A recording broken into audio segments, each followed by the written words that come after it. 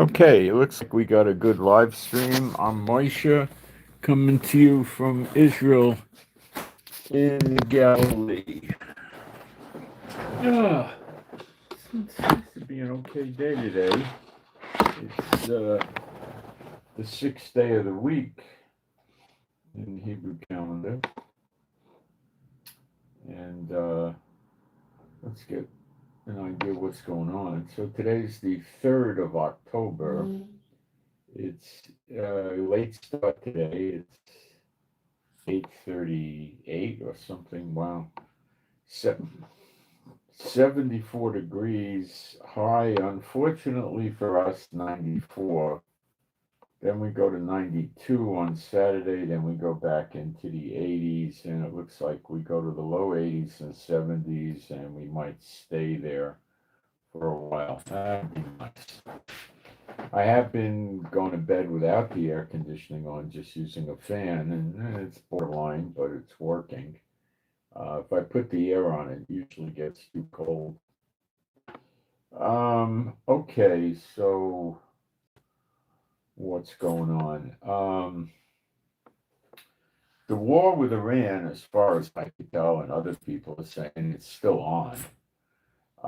Trump postponed the Hamas deadline on his peace plan proposal until the end of this week, which in America would be Sunday. So he's probably giving them until Monday. And then Yahoo's probably going to unleash on them. I think. I don't know. Yahoo, you never know. And then um, tensions are still high with Europe. Um, the Flotilla incident is pretty much over. They're going through deportation. We used one of our landing ships that holds a large amount of personnel, and we put almost 500 of them on the landing ship, took them to Ashdod, and they're going to be processed and shipped out of the country. I don't know who's going to pay for it. I have no idea. And we searched the boats. We didn't sink the boats. I thought we sank them. We didn't. We towed them back to Ashdod, our Navy, and um, there were small boats. So one of our Navy boats could have possibly towed 5 or 8 of them or something. And we searched all the boats, obviously looking for weapons, uh, you know, propaganda material, intel, I don't know, anything, And I'll tell you what we didn't find. We didn't find one bandage, one bottle of medicine, one packet of food, nothing. Was there any humanitarian aid on any of these 46 out of the 47 boats that we searched? Zero. This was a big lie. People were saying, oh, let us deliver humanitarian aid for you. The Vatican said they would do it. Israel said they would do it. Other countries said they would do it, and they refused because there was no humanitarian aid. This was just a publicity stunt. Hamas apparently paid them. Probably Greta picked up a few $1 million or something. And that's that. I thought they were going to be sinking the boats. I heard a report they were sinking the boats. They never did. In my opinion, probably sinking the boats would cause blowback, but it would stop the reoccurrence of other flotillas, which I'm afraid might happen again. I'm not so sure that the flotillas are over and finished with. I'm not sure. To get another one going, like 2, 3 months. But they might try it. I don't think time will allow for it. I think that they ran out of time. So the thing was basically not a very impressive effort. There is currently one boat still out there. I don't know what the heck this boat is doing out there. I think it had some sort of damage, but it was still able to function. I don't remember. I read why the IDF left it alone. I think it was further away, and I think it was some kind of problems.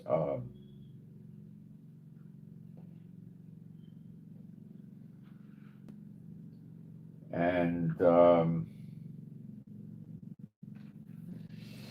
I imagine when it gets closer to shore, they will offload the passengers and search the boat and tow it back to Ashdod, or they'll turn around. They may just try to turn them around, and they might comply. Um, So that was just a big scam, another lie from the lying Muslim terrorists. They love lying like their father, the devil. They love it. Okay, so we have gotten through that without any real incident. It cost us a lot of money, I'm sure, but what are you going to do?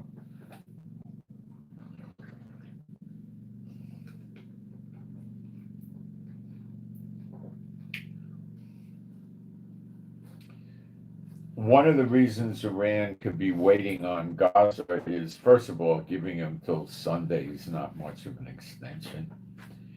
And it makes it look good with Trump and the Arab states, but it also gives time for that other aircraft carrier to get here, the one that should be in the Mediterranean now, chugging towards the Middle East.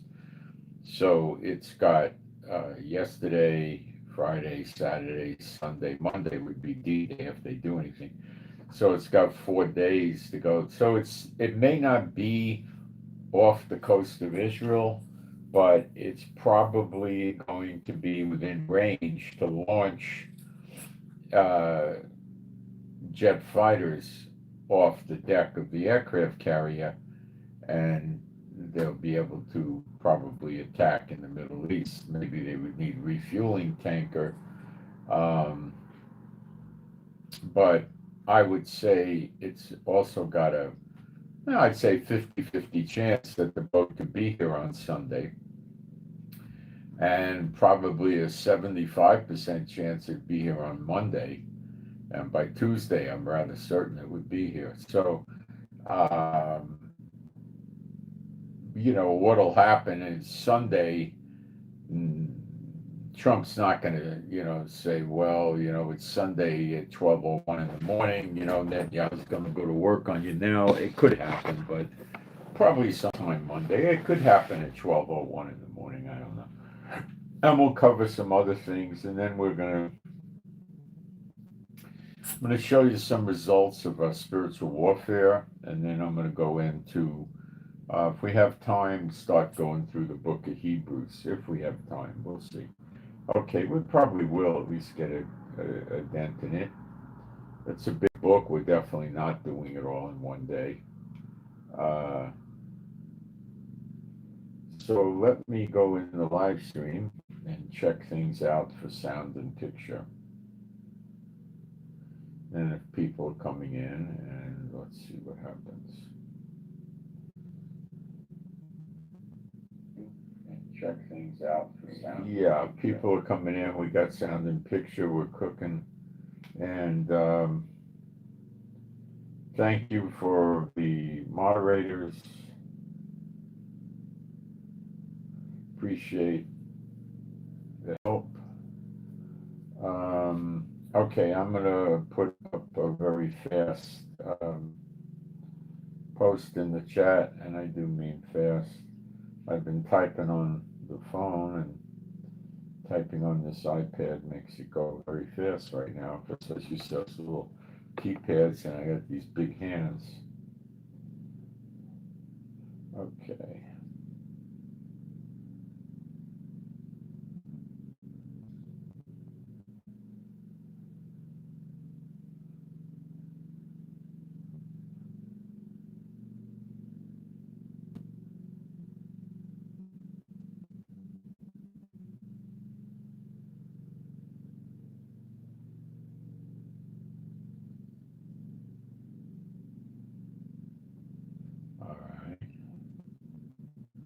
got that up.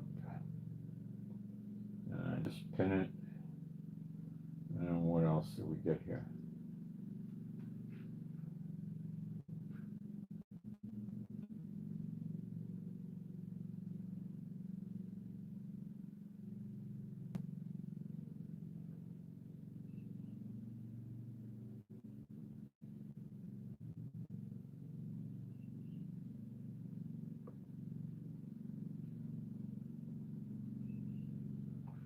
I True Believer put up a post, and I'm reading it. No will talk no more. Fantastic job, WS. Are you asking me to pray for something, or I don't understand? Maybe it's just a post, and I don't need to respond to it. I'm not certain what's going on. Okay. Being a Bible believing site, Old and New Testament, we'll do some praise. There is no God like Jehovah. There is no God like Jehovah. There is no God like Jehovah. There is no God like Jehovah. There is no God like Jehovah. There is no God like Jehovah. There is no God like Jehovah. There is no Messiah like Yeshua. There is no Messiah like Yeshua. There is no Messiah like Yeshua. There is no Messiah like Yeshua. There is no Messiah like Yeshua. There is no Messiah like Yeshua. There is no Messiah like Yeshua. Okay, so what happened in Venezuela, F-35 scene and stuff? Well, there's people saying that they're not sure, but they think that the guys were flying over Venezuela. No, no. There were F-35s. The report of F-35s is valid. It's confirmed. But they were about 25 miles off the coast. So they were probably looking for drug boats. They weren't really flying over the country of Venezuela.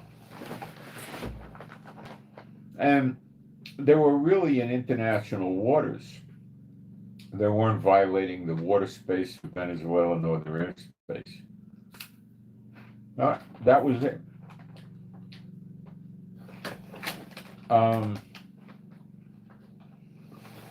Regarding the war in Iran, nothing has changed. The war is still on. Okay? Or it didn't go anywhere.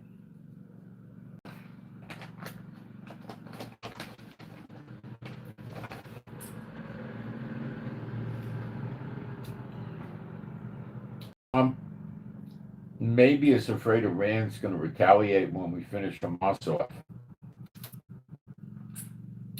Iran really has little of Hezbollah left.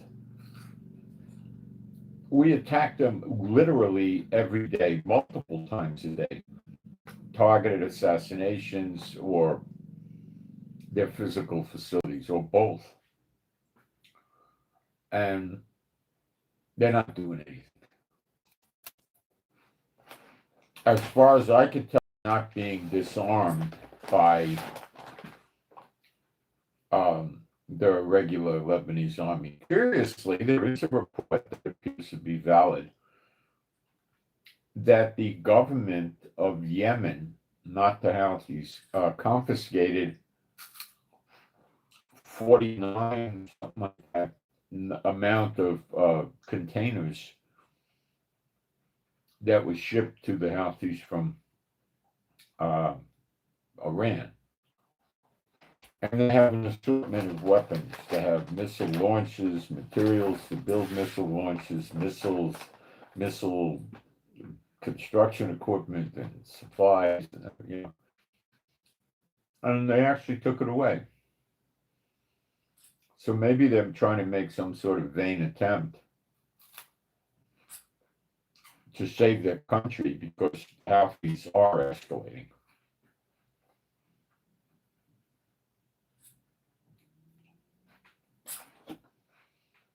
So I don't know, but that was a surprise to me. but they didn't do anything to the Houthi personnel. See, they were afraid of them, I believe. The Houthis actually outnumber the regular Yemen army by probably 10 or 20,000. But the regular Yemen army has some aircraft and some vessels and tanks and armored personnel carriers, artillery. And the Houthis, I don't think, have a lot of this. Although they could steal it from the Yemen army by killing them and taking it.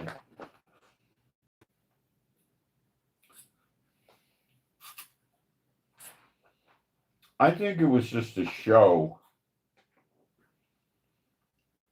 And I don't know if any of the allies of America or Israel ever inspected the containers that they said had all this stuff in it. So it could be a ruse, too.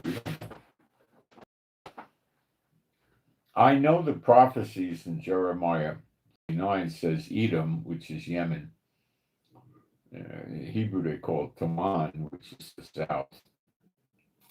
I don't believe Yemen is the Bible. And it becomes a wasteland forever.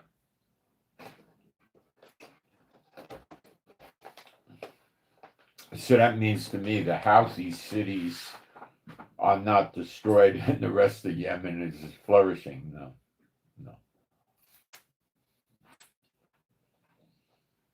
Okay.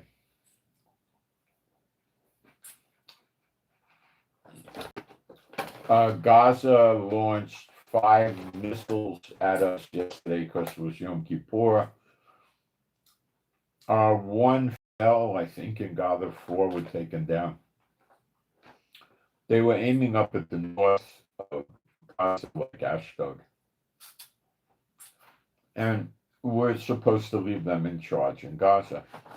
You know, I read something somebody posted. It was kind of humorous. It said, the Gaza situation is the only situation where,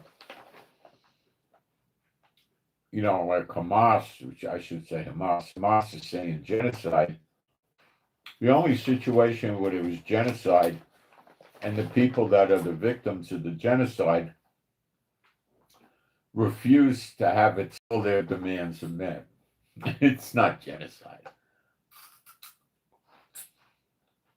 Genocide people will usually agree to anything.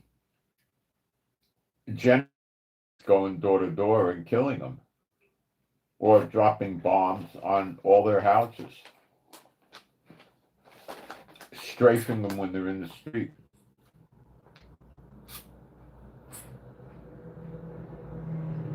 I remember when I was first here in Israel a long time ago working for the kibbutz, and they explained to me, if an enemy plane comes in firing the machine gun at you, if you see the path of the bullet is going to hit you, just throw yourself a few feet. The pilot will not have enough time to adjust the path of his guns to get you. They said, if you see the path of the bullets is going to miss you, just stand still. Again, he can't adjust his machine guns quick enough to get you.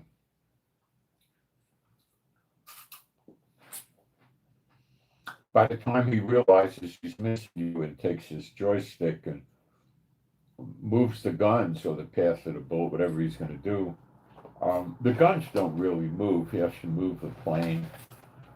The plane's going to be past you.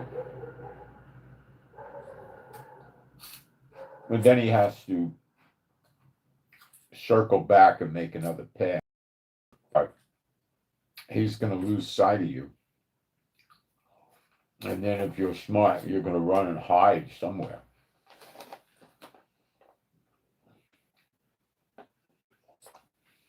Welcome to Israel, you know.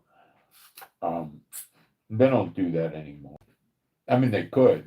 The planes have guns. They could. Some of the Arab states have Cold War era planes that have guns like that they rely on. Usually it's a 50 caliber, sometimes 20 millimeter. And they're rather deadly rounds.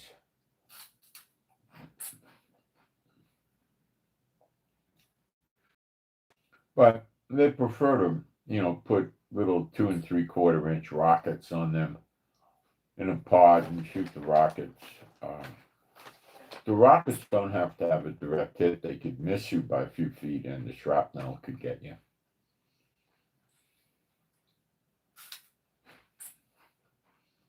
Again, your best defense is to be out of sight. And the pirate doesn't know what to hit. He's just wandering around looking for targets. He could hit a truck, a train, a bus, a building, a highway. Doesn't know what he wants to hit. I don't think we'll see that in Israel. We have in the past, but I don't think we'll see it again.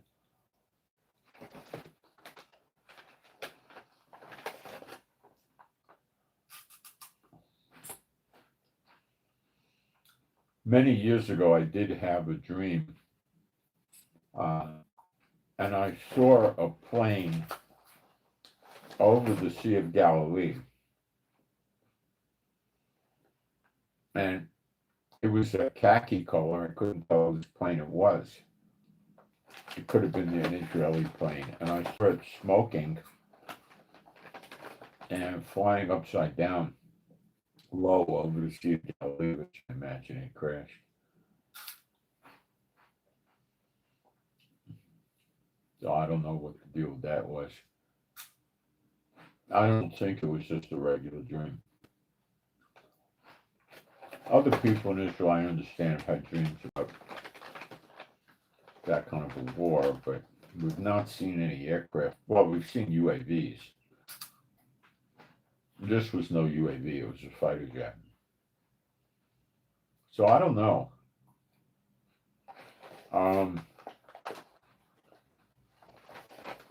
It may not have been an Israeli jet.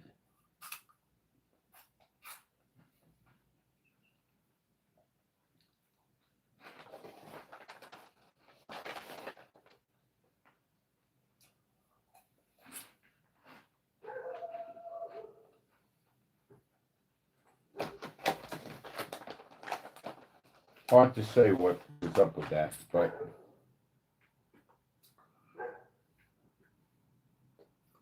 there's no signs of peace with Iran. And I think Trump wants to hit Iran before Iran could rebuild their missile cities and their missile launch capabilities.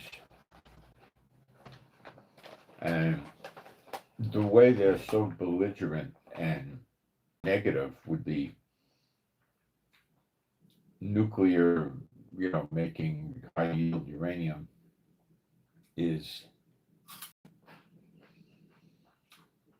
very troubling to a lot of European countries. And the fact that Iran can beat sanctions because China and India are going to be buying oil from them. And I've told you how they beat the sanctions. So what Trump would have to do to stop Iran is he has to close the Persian Gulf himself. Okay.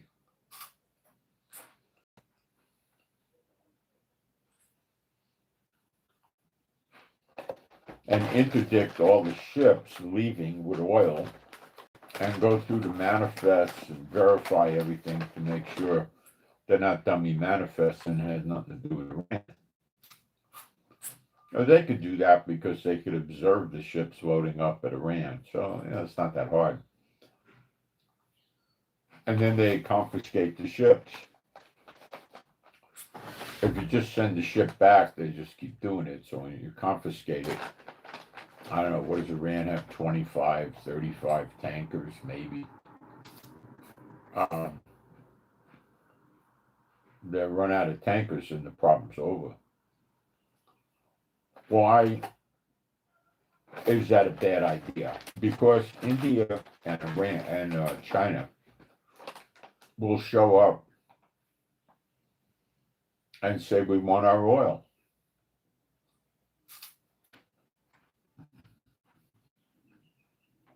These are the two biggest countries in the world, and they both need the oil. So if America doesn't allow them to get their oil, they could declare war on America, because that's an act of war. Or they could just break diplomatic relations with America and end all trade. That's another way to go.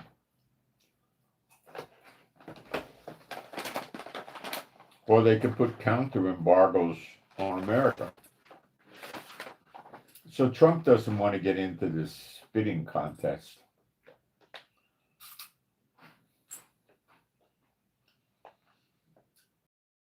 Spitting contest could happen if Iran shuts the Persian Gulf, which it appears they will. And then America has to open it for their friends, Kuwait, Bahrain, Qatar, UAE, Jordan, Saudi Arabia, whoever happens to be using it. And Iran is not going to let that happen. So that would lead to a fight,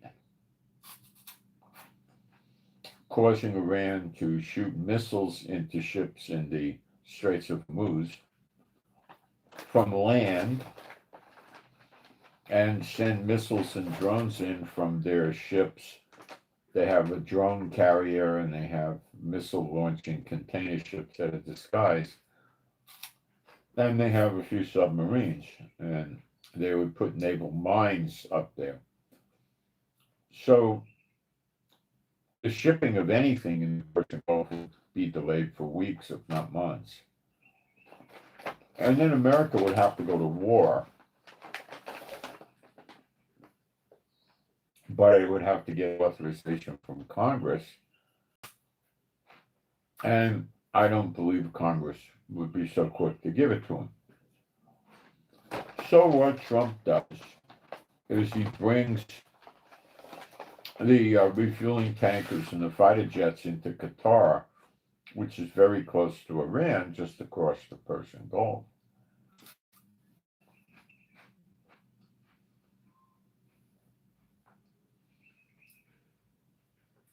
And he makes an executive order that if anybody attacks Qatar, they're attacking America.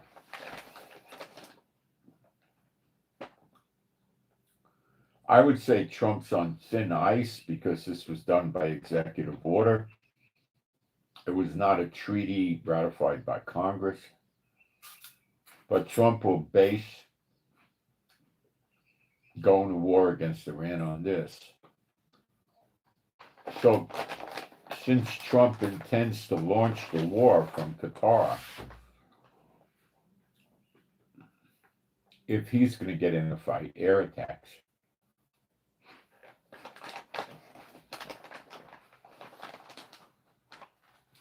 He expects Iran will counterattack Qatar.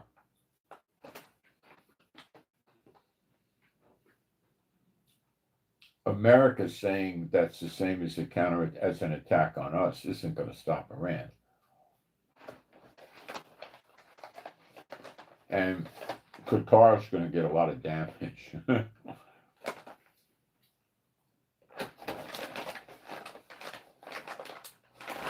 So then Trump goes to war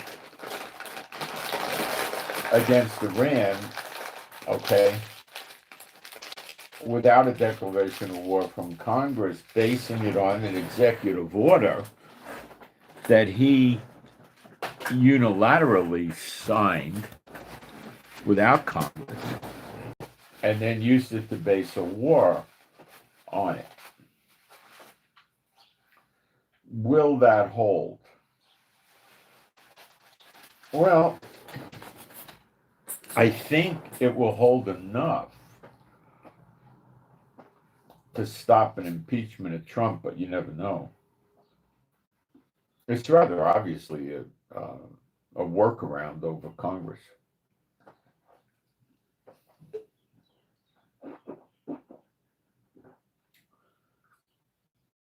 France generals stating,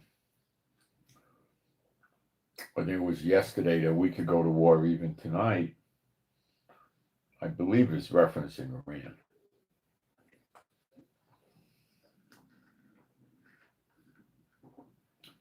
America and NATO are rather content with using Ukraine to finish off Russia. All they need to do is feed more and better weapons into Ukraine, and it will terminate Russia and completely mess it up. And if it doesn't, and they have to get in the fight, Russia's going to become weaker and weaker. One of the biggest things that Ukraine's going to do with the Tomahawk missiles Trump's going to give them, they go, I think, 1,800 miles, is start knocking out many more Russian oil refineries, because it's going to get harder and harder for Russia to float their economy without oil to sell. Now, we're talking crude oil here, okay? And they're already suffering an oil shortages with processed fuel like gasoline. They had to suspend exports because they need it for their own country. So it just gets worse. If Iran is taken out of the picture, Russia doesn't get any missiles and drones from Iran anymore. That's a given. Okay? Neither does Yemen. That's another given. So there's a lot to gain, not only in the Middle East, but also with Russia by knocking out Iran. Now, Yemen does not make missiles and give them to Russia. Nobody, I have never heard anybody say that. The stuff that Yemen is building, or the Houthis in Yemen are building, is usually not very effective.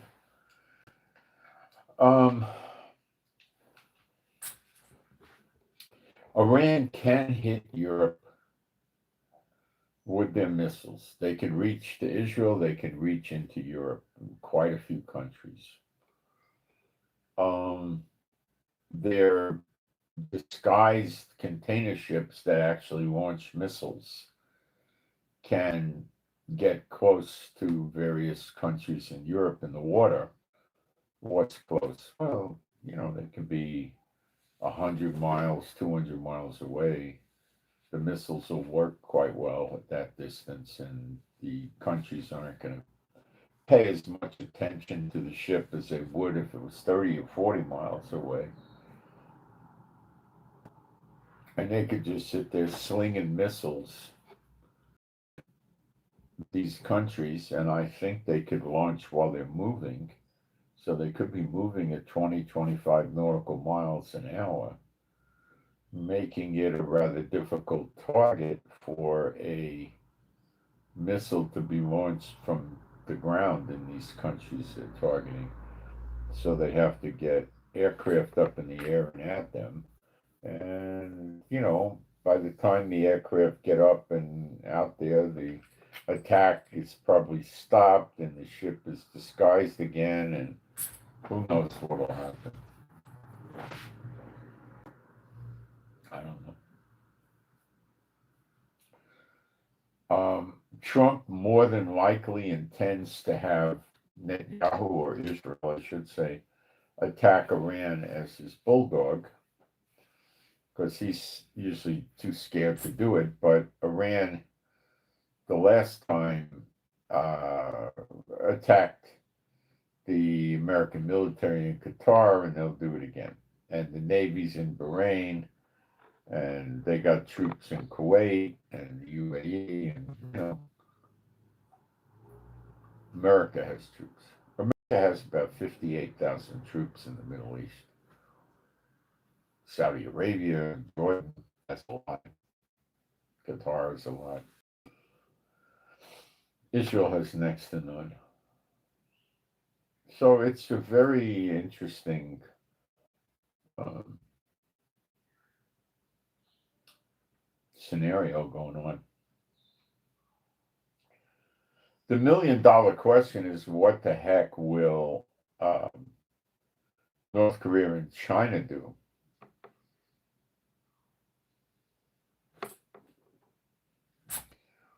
I don't know.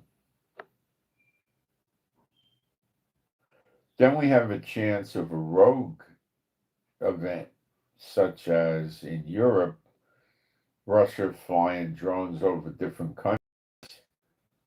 Um,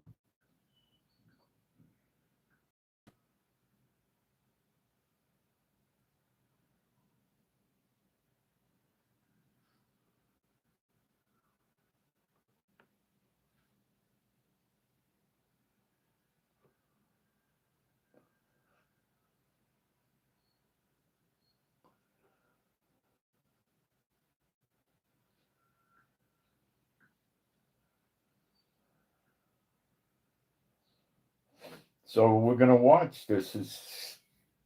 Trump is obviously afraid when Netanyahu turns the heat up in Gaza that Iran may start attacking Israel and American bases and oil refineries belonging to other countries, shut the Persian Gulf, and all kinds of things.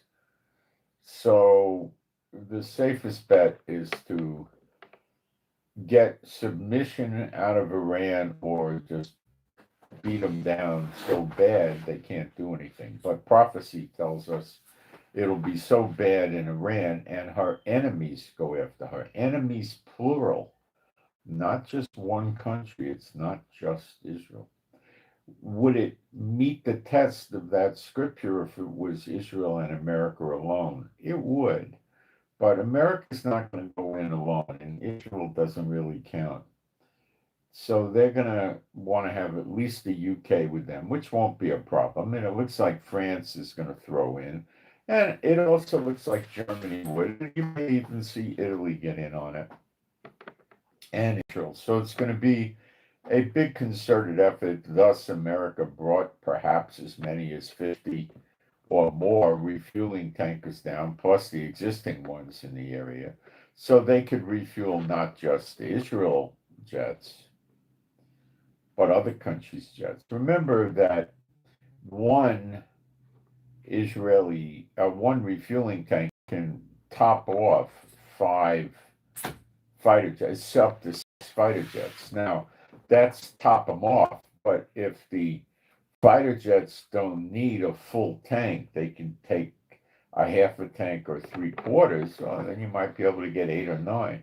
So you could get, by, any stretch, probably up to 300 aircraft refueled with these refueling tankers. That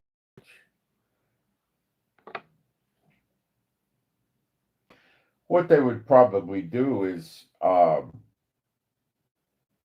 well, like with Israel, Israel would fly over Syria, maybe over Iraq, and get refueled, or over Qatar or someplace before the Persian Gulf and get refueled, and then the jets would go in and attack and then come out. Now, depending on hacking they had to do and how much flying around, they might need a partial refueling coming home, maybe a quarter or a half a tank.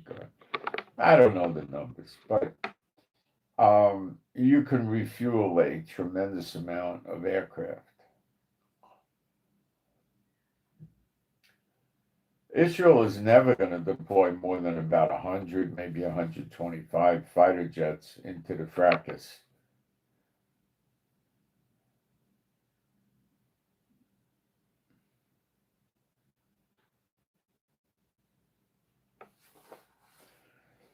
That's what it looks like now, and a lot of this depends on what kind of preemptive move we see from Iran, if anything, like attacking American bases, attacking other countries' oil refineries, attacking Israel, or closing the Persian Gulf.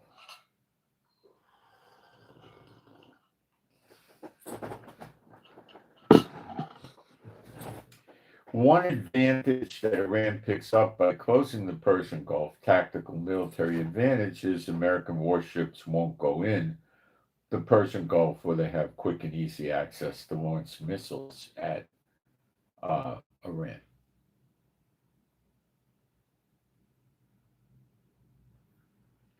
Getting rid of 1,500 plus go-fast boats is no mean feat, guys.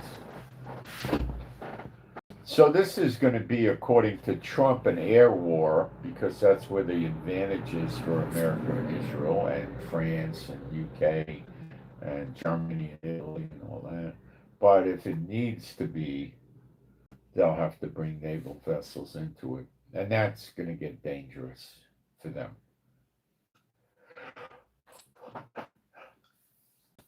In the meantime, it's an intelligent assumption to believe that Hamas, Hezbollah, Iran-backed militias, IRGC, the Houthis would have sleeper agents inside America that would go to work on a suicide basis in some cases.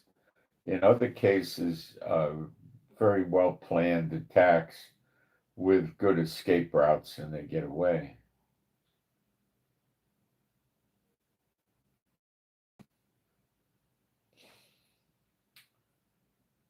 So all we can do there is wait and watch. Iran could do preemptive attack anytime. The Houthis already have stepped up their game with eliminating shipping in the Red Sea and in the waters to the south of Yemen and Saudi Arabia. So if the Iranians shut the Persian Gulf, then the whole thing pretty much is shut down. Pretty much. And they could jam up perhaps as much as 40% of world trade in dollars because oil is so expensive.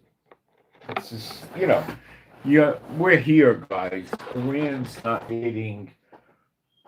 They want what they want, and what they want is not what the other countries want, and it's game on.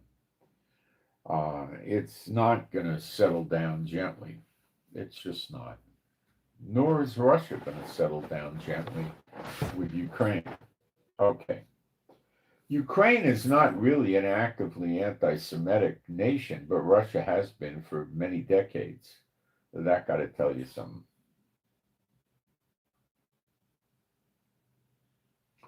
We did spiritual warfare for a while on Las Vegas, and I wanted to tell you that I'm reading again that the streets of Las Vegas are like a ghost town. It's dead. Tourism is finished there. We also did spiritual warfare on Disney, the amusement parks. And there are other stuff as well, the motion pictures and stuff. I don't have any feedback on how well the motion pictures are doing or not doing yet, but I could probably acquire it, but that takes time. Disney, what we're getting the latest reports, and mind you, if you go to YouTube, you'll see a lot of videos showing people walking around the different parks, talking about Orlando now, the different parks in Orlando, and they're dead. I mean, the nearest people are 30, 40 paces ahead. I remember going to Disney World where you had to shuffle your feet. It was so crowded you couldn't even take a full stride. They packed that place, they milked it, they squeezed every drop of money they can out of that place, and now they're falling on their face. And what are they doing? They're turning in profit reports that everything is normal. It can't be normal. Give you a case in point. The Pirates of the Caribbean ride, Space Mountain ride, and the Haunted Mansion ride. These are three extremely popular rides in Disney World in Orlando. And the pirate ride is my favorite of those. And they are all just walk on, no wait, no wait. If you went to Pirates of Caribbean and there was only a half hour wait, you were doing good. I never liked Space Mountain. I went on it maybe twice, three times maybe. I don't enjoy it. It's in the dark. It's just like a little roller coaster thing. I didn't enjoy. I don't like roller coasters too much. It was never anything I really enjoyed, but it had pretty heavy lines. And the haunted mansion ride is just a silly thing, but it's demonic oriented, but stupid. And it could, if you got a half hour wait on that, you would consider yourself lucky. When I was there, and I haven't been there in decades, I wouldn't go there again. Uh, I wouldn't. But what was the wait when I was? Yeah, you would probably get 45 minutes, and you'd be okay with that. If it was an hour and a half, I'd walk away. You know, walk on any of those three rides. I can't remember ever doing that. No, I could remember 10, 15 minute wait, even less, but that would be like going there on New Year's Day. That's what we used to do. Go there on New Year's Day, fly in on the 1st of January. And the park would be full of people when we would be checking in. There'd be a lot of people checking out. People were leaving. Almost nobody was coming in. People burned out. They had Thanksgiving, right? Okay. That's not that much of a burnout. It's a lot of work getting your Thanksgiving dinner ready and the people coming over. Okay. Then you had Christmas, and people did all sorts of stuff on Christmas. They went skiing. They went to the warm resorts. A lot of them went to Disney for a week. They spent a lot of time in Disney, and a lot of them would have Christmas in Disney. The Christmas in Disney, I have been there for Christmas in Disney, trying to escape Christmas, and it's not that busy, surprisingly. It's probably about a half what you normally would see at Disney.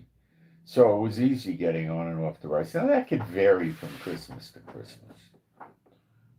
That could always vary. It wasn't anything that was fixed.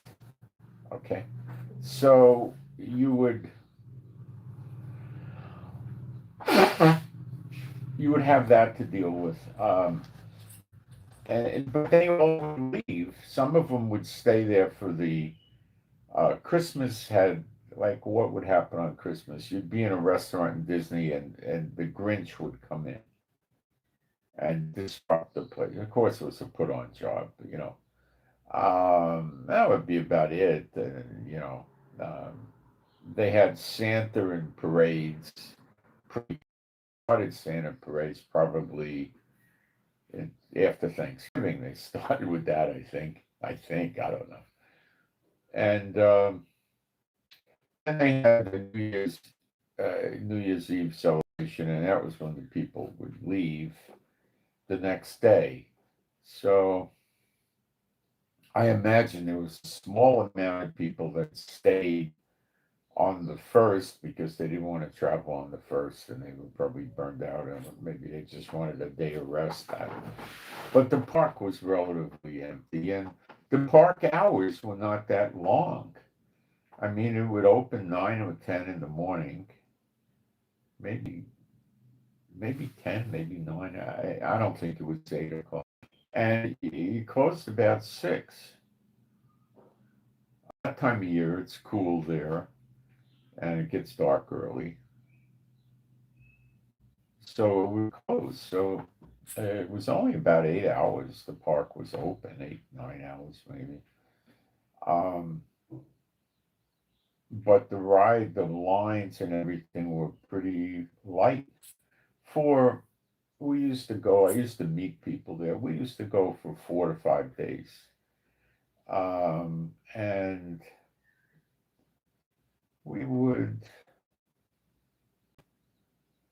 be able to.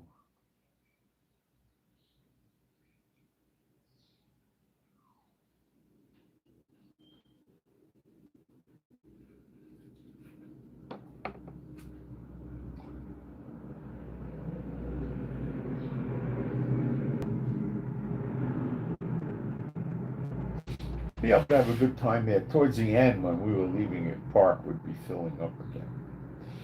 Okay, so those three rides, just walk on, no wait. That's extraordinarily shocking. And it didn't happen once. It's the standard. I mean, there's just no lines. Someone was trying to say the average wait time now is 24 minutes, but I don't know about that.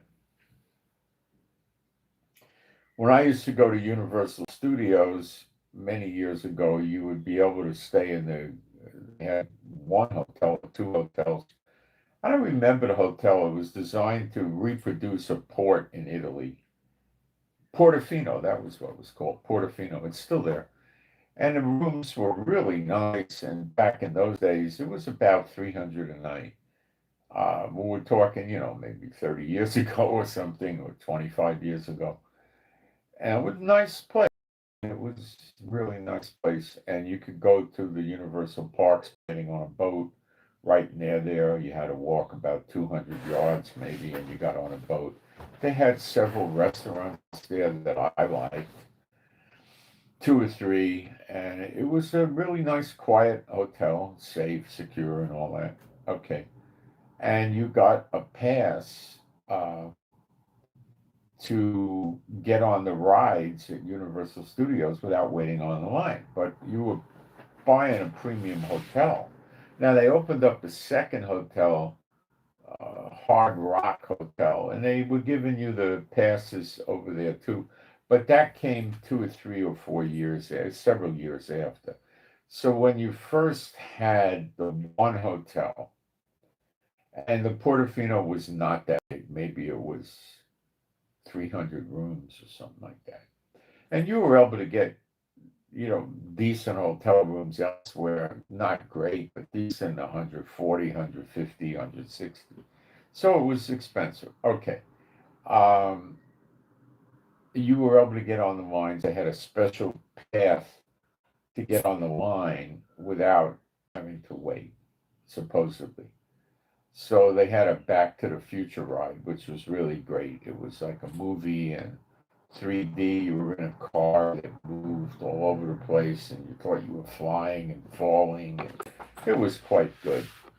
And that was a very, very popular ride. And when they first started with the hotel, we used to walk onto that ride through the special gate where you showed your room key.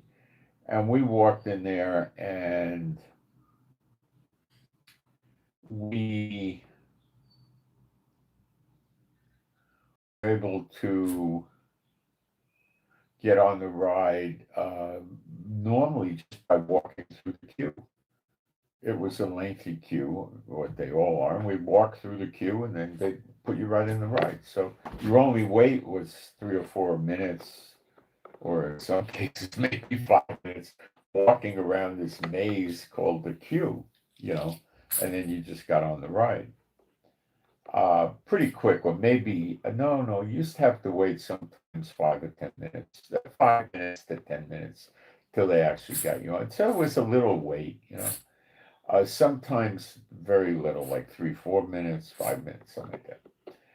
You usually had to wait for the ride to finish for the people before you, or maybe you had to wait for those people plus another group, and then you would get on. And, that was now when they opened up their second hotel, Hard Rock, they gave those people the same consideration with the no wait online. And now you started to have more than twice. And that was a big hotel, they had two of them. So probably 400 or 500 or 600 rooms. So now it started to, you get more of a line. And then I think they opened the third hotel. So it's really like, you just get a short line or something. I don't know. I haven't been there in decades, but there's no doubt about it that both these places that we did spiritual warfare on are in trouble. So what we're going to do today is we're going to target some of the other Disneys that are not doing badly. Okay, and let's do that now. I created a list of where they are geographically, because the only one that appears to be doing bad geographically is the one in Florida. But there's no reason why we can't go after the others. And then we'll deal in a similar fashion with Las Vegas and the gambling.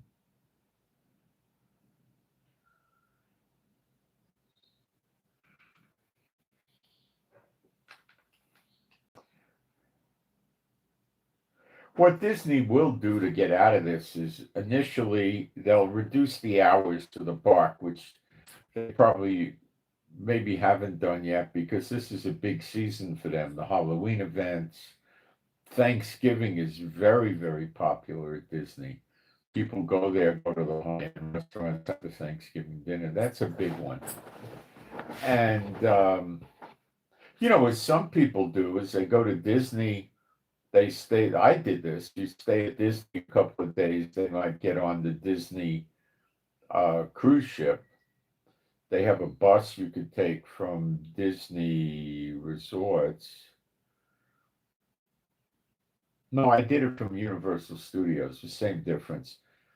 I paid the guys a lot of money to let me keep I had a really nice Mercedes to let me keep it there while I went. And then I built a car to take me to the port. Got on a Disney cruise for a few days, then came back and went to the Disney or the Universal Studios again for a day or two.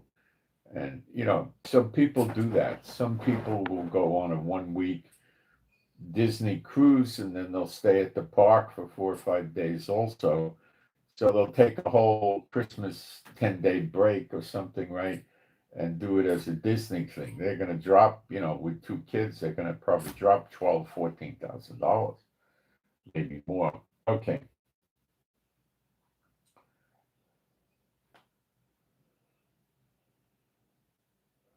But you give the kids a vacation that they remember, but it's demonically themed all the way through. But the people mostly don't know it.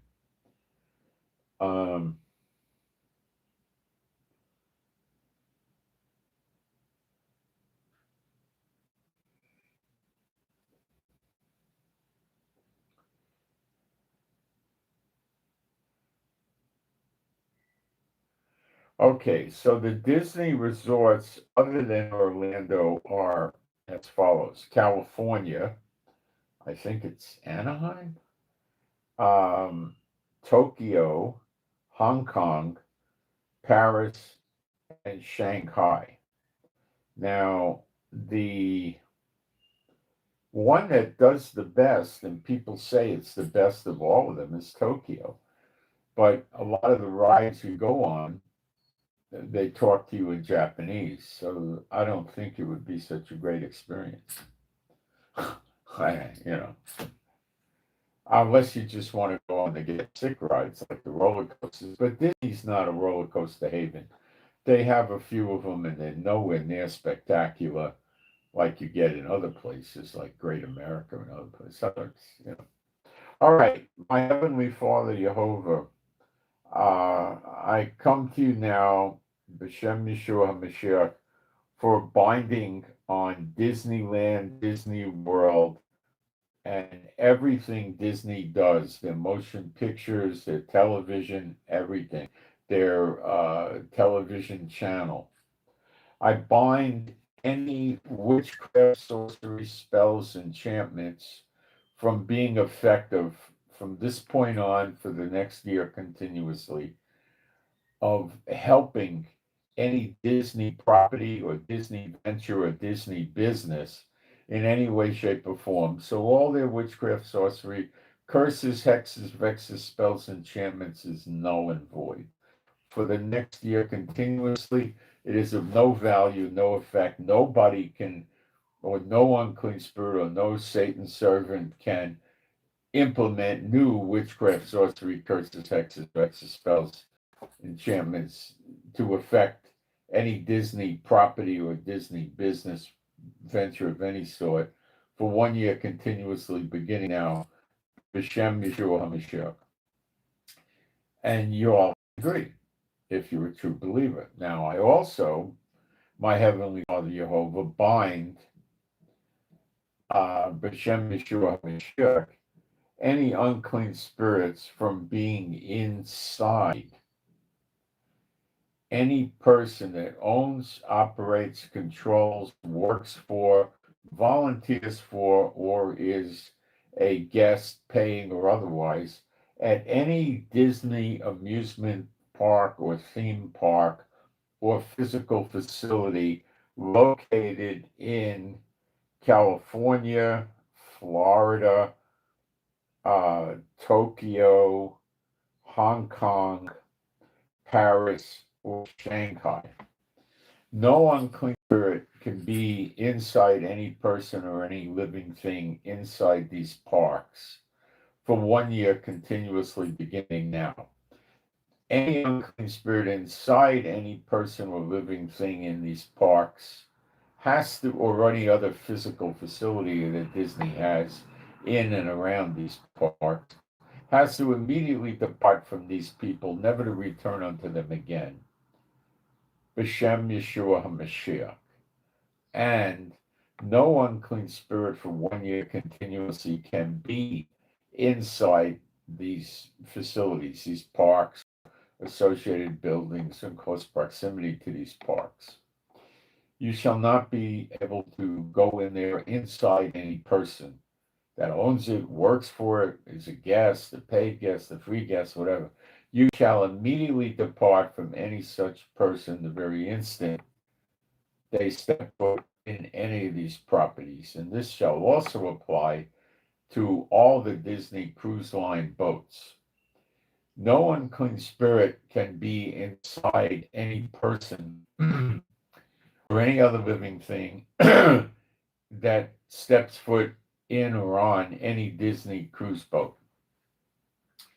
You're not allowed to be in these cruise boats. You cannot appear to anybody or guide, lead, direct, or communicate with anybody on any Disney cruise boat or in any of the Disney theme parks or amusement parks and the related associated properties, including but not limited to their hotels and their restaurants, as well as Disney office buildings. And no unclean spirit can be inside any person in these facilities, including the cruise ships. And if anybody enters into any of these facilities, they must immediately depart from these people, never to return unto them again.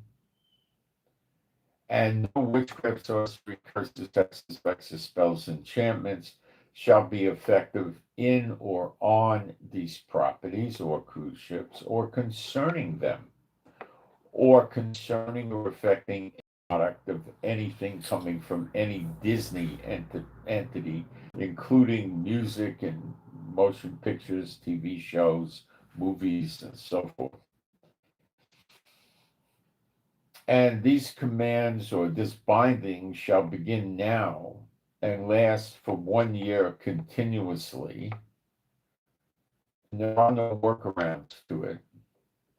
B'Shem Yeshua HaMashiach, and you can agree if you want. So this ought to be fun for Disney, don't you think? We'll liberate them from these unclean spirits. Yes, we'll liberate them. Okay, gambling casinos. They all cheat and rob people.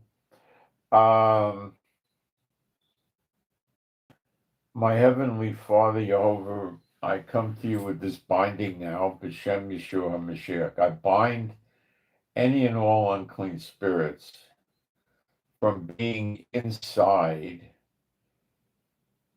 any gambling casino or affiliated hotel or restaurant with gambling casinos in Las Vegas, Reno, Nevada, Lake Tahoe, Nevada side, or Atlantic City, or Monaco, or France, I should say, and France, and the UK,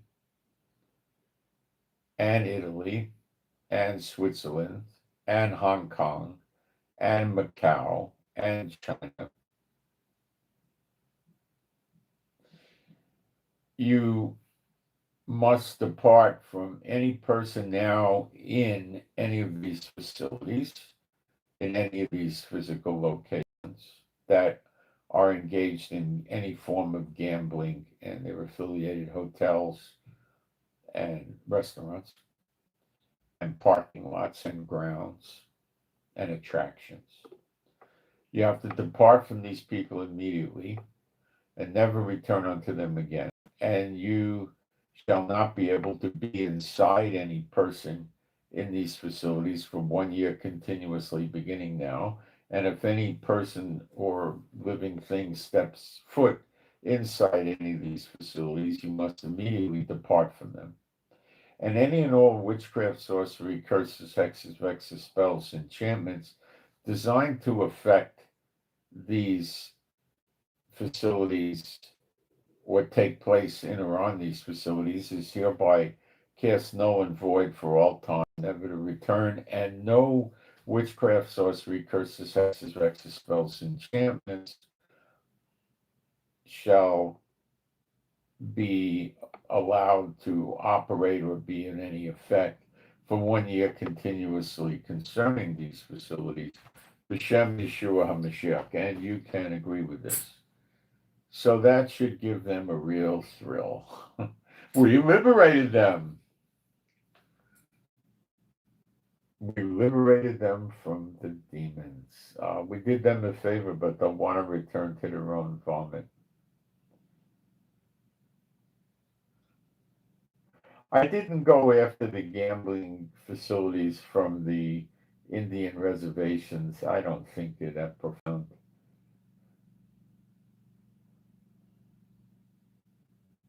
So actually, the Disney attendance for the Orlando area was an all-time low for 2025. It's pronounced over there, and they're it looks to me, I don't have all the details. They're cooking the books because they're operating and saying that their profits are the same. I don't quite know how that could be, but I didn't look at their books. When I was in graduate school getting my MBA, I took finance, I took accounting. I took accounting enough to be a full charge bookkeeper, but I'm certainly no CPA. I might be able to figure something out by looking at books, but I'm not any good at it. I'm just superficial.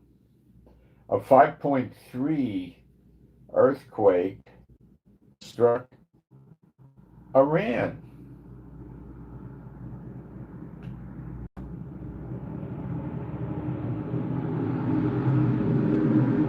Oh, I didn't tell you the other good news. Disney's reservation system, which was in the Orlando Disney World, Disney Resort area, their reservation system went out yesterday, I believe. And you couldn't make any reservations to get into any of the restaurants.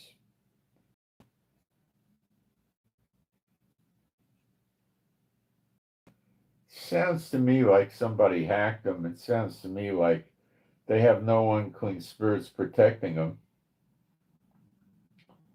and their enemies are having at them, and their competitors. And who cares? Uh,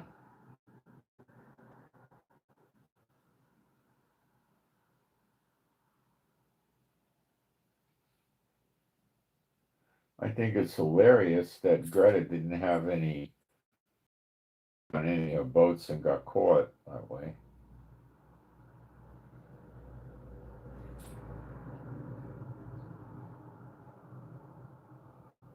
Poor Greta.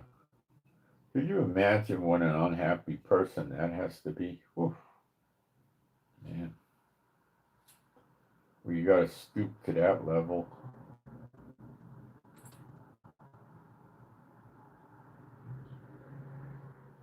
Vermont, the state of, the officials are now seeking to declare a drought emergency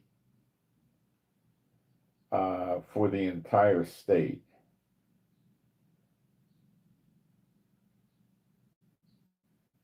or some sort of a drought designation or something like that. So it's getting worse. Now, speaking of drought, we're going to get into some beef prices because the beef is going up, but I didn't get there yet. I will in a few minutes. The UAE and Israel have had an intelligence sharing thing going on with their Abrahamic Accord. They call it Operation Crystal Ball or something, or Crystal Ball. And the UAE with Israel and the United States have been party to creation of various bases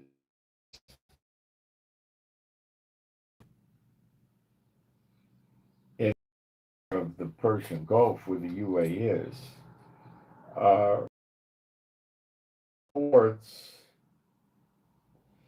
Abu Dhabi's regional area, which is in UAE.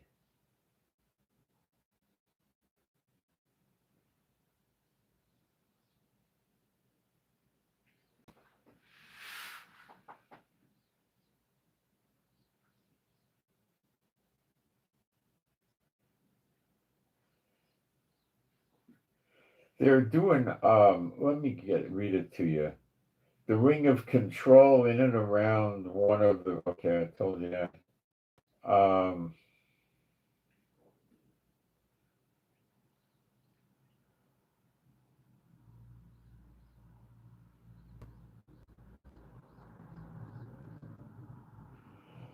They've established radar there on an island that the UAE has, which is probably close to the UAE. And they put other various military preventive equipment in.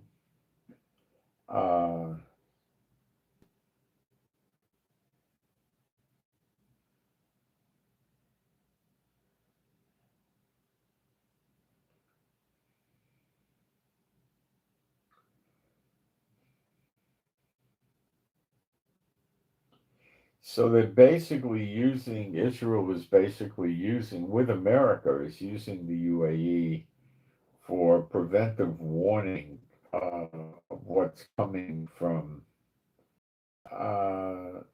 Iran. Now, the Qatar is a country that's kind of like directly across the Persian Gulf, where the UAE is down more towards the Sea of Oman. So America keeps a lot of warships down where the Sea of Oman goes into the Indian Ocean. Diego Garcia is in the Indian Ocean. So Iran would be shooting missiles in that direction, and the UAE could pick it up and do takedowns and stuff like that. Curiously, the UAE did join BRICS, which was a little bewildering to me because they normally run with Saudi Arabia. They don't go on their own. So why did Saudi Arabia not join and the UAE did? It's kind of confusing to me. Okay, beef prices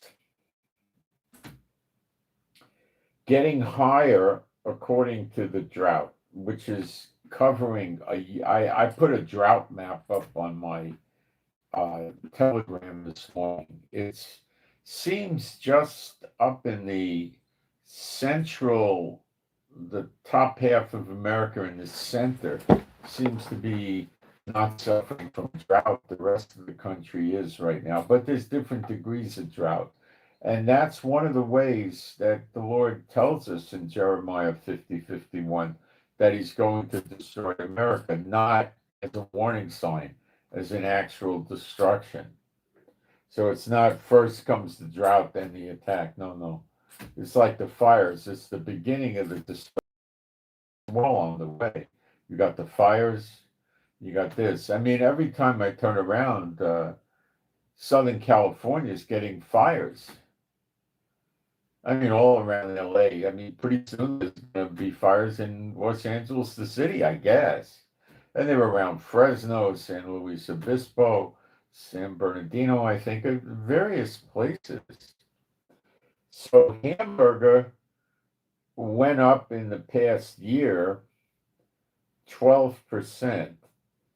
They call it mincemeat in Israel, ground beef, more technically. We'd call it hamburger, and it's got different degrees and grades and so forth.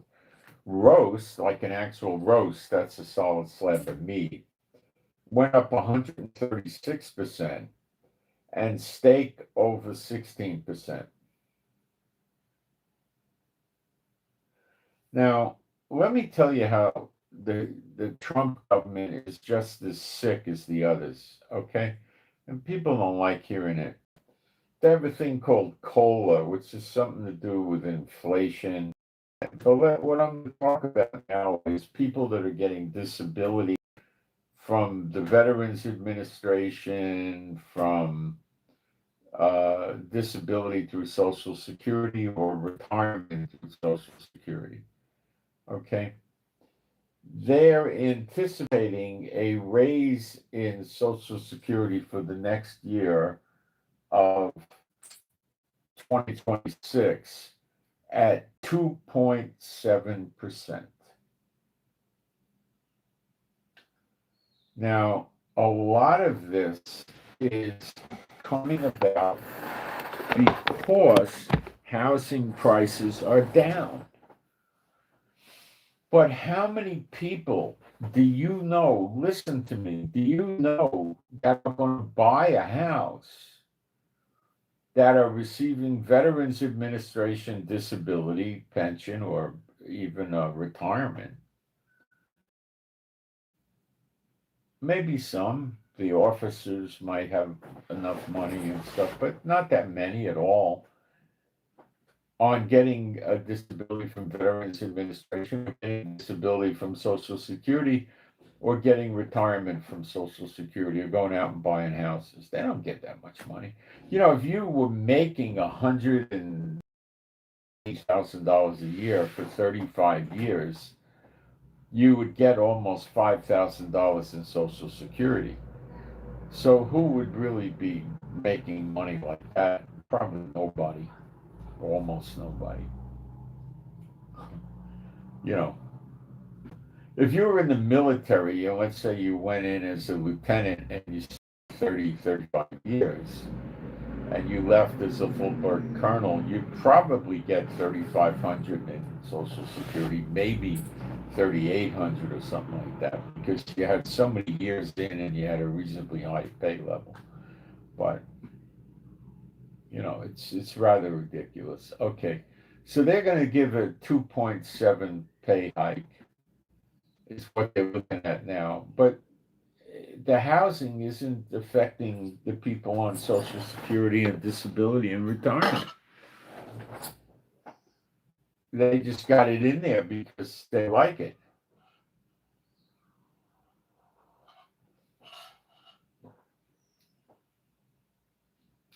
What affects these people the most is food.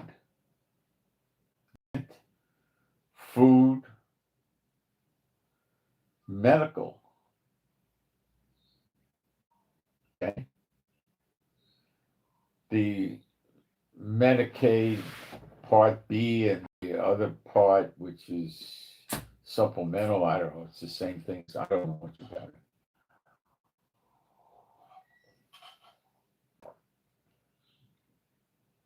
People got to pay extra for that. And the highest figure I ever heard of people paying $800 a month per person. That's the New York metro area. But in other parts of the country, I think they're paying 200, 300 a month, something like that. Florida, I think they're around 400. It varies all over the place.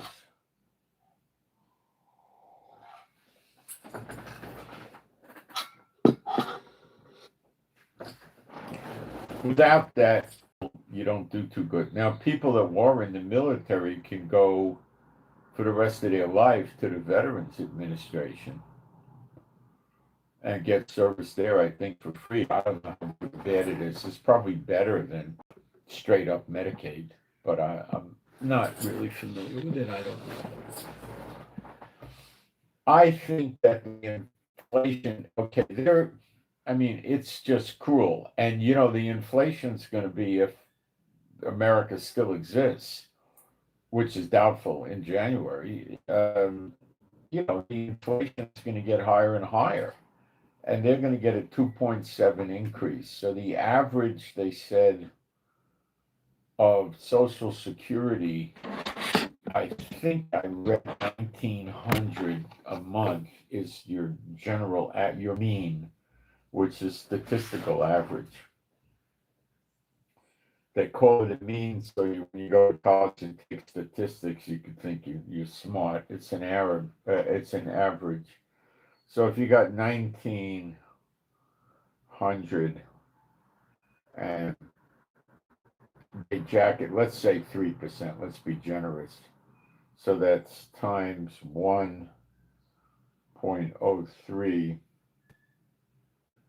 They're going to get $1,957. So their cost of living, their increase is going to go up $57 a month.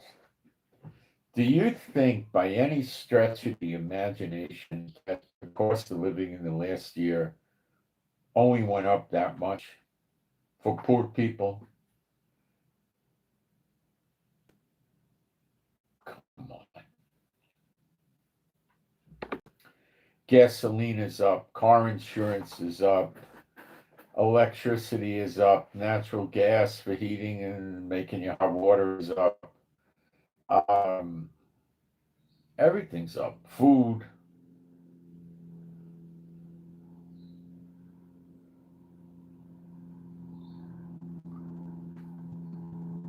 This is a way they cheat Americans. I think, to be fair, they should go in at 15, 18%. And what would that look like? Using the 1900 figure,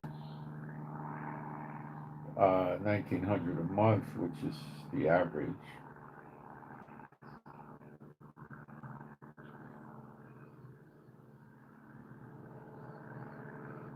Let's say we do it at 16%. Be conservative.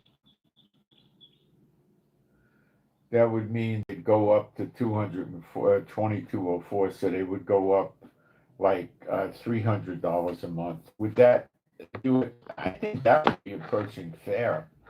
Give them an extra $300 a month to live on, I think would be fair. Food alone for one person is probably up half of that, at least, depending what they eat, of course. If they are vegetarians or fruitarians, vegetarian, it'd be less. But the fruit and the vegetables is suffering from the drought too, guys. So everything's going up. So they're cheating the people. If you think it's fair that they only give them 2.7% increase, my gosh.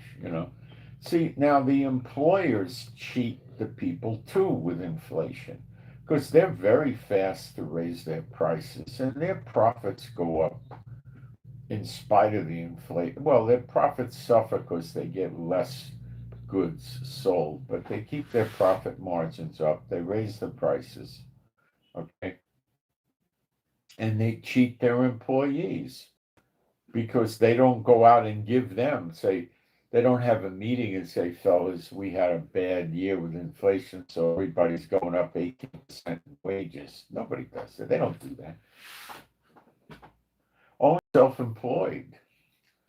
are going to do that. Now, I used to broker goods at one point in my life, so you'd get a 5% commission. So if you sold whatever you were selling, uh, you get from the company, they'd send you a 5%. So if you sold $100,000 worth of product, they'd send you $5,000. Okay. Now that kind of person survives very well during inflation. Okay. Except that maybe the amount of goods sold diminishes. It depends what they're selling. So they do pretty good. And you don't have to have a warehouse and trucks and forklifts and unions. When I ran that paper business, I had 3 unions there.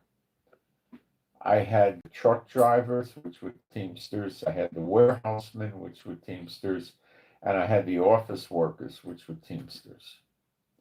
So I had 3 unions to deal with. You know what that was like? The pits. That's what that was like.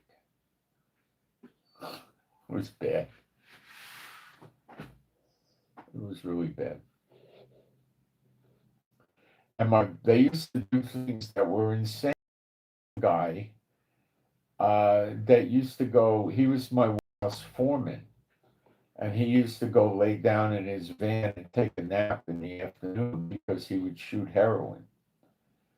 And I called the union guy up to talk about it. And the union guy came down and talked to me, friendly as all get out. Used to be a boxer, I think, I'm not sure. But he was very friendly, and we talked, and he knew the guy was a junkie, and he said, I'll try to move him out. I'll try to move him over to UPS or something. He didn't tell me go out and fire the jackass if he's going out and taking naps in the middle of the day in his truck. You see what I'm saying?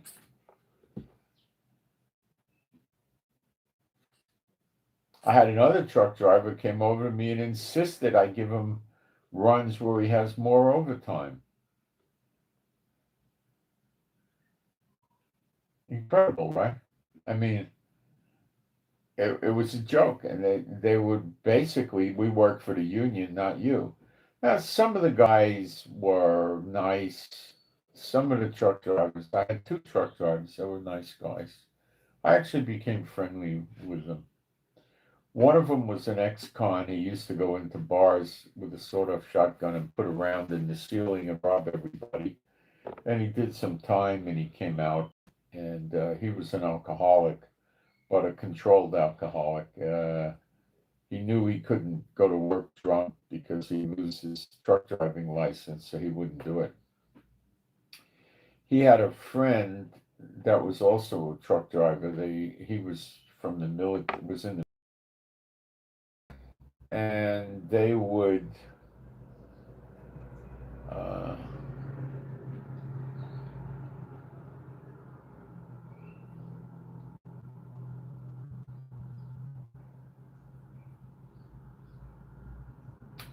they would take turns driving home after work. One of them would start drinking right after work, so he got home drunk, and the other one would drive, and they would take turns, but they were very, very careful not to drive drunk. So a lot of times these trucks would, this was in California, would get pulled over for what's called the weigh station, where they would check their weight. The highway patrol would do it, and then a lot of times the highway patrol would want to see their logbook and walk around and inspect the truck with them usually, so they would get picked up very easily as drunk. And that would be for driving tractor trailer, one offense in the end or close to it. So they wouldn't do it, but that wasn't, that's what I was getting with the union, you know. Uh, and they would be very, when you called them and had a problem, they'd come talk to you, and they would be very nice to you, but they wouldn't do anything. But they'd be nice, you know. Then we hired, the company hired consultants, a guy that was retired from the Teamsters Union, and he would help us negotiate with the Teamsters Union. It was a joke. He was just he was just conning us. He had no power to do anything. The union people knew what his game was. So then my boss sent me to go talk to labor lawyers in downtown San Francisco in some high-rise building, some elite law firm, you know, that was very expensive. And I went to talk to them, and they were going to try to help me with, suing the union. Because I was disgusted with the union.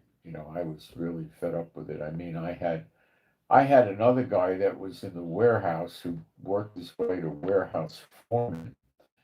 And this was in San Francisco, and this guy came to work wearing leather vest and boots. He was a gay guy, and he was into S&M, and he was taking other guy and commanding him, to go around the office and clean things up, yelling at. He was playing some sort of a sick game, a sexual guy. So I got him out of there. It was like Twilight Zone. We got a guy going out in his van falling asleep because he's shooting heroin. Another one is playing S&M games with another worker. And then if that wasn't enough, you had a category of Teamster Union guy called a slumper. What is a slumper? When you back the truck up, a tractor trailer or a 26 foot or whatever, to the loading dock, you always have a space. Sometimes the space is a quarter of an inch, or even if you got the loading dock of the truck right up against it, it doesn't matter. Slumpers don't have a place to report for work. They hang around companies that get a lot of traffic from trucks unloading product. And then when that happens, they come and they tell the manager, which would be me, we're the slumpers and we need to do this work. You can't have your truck drivers are union. They can't do it.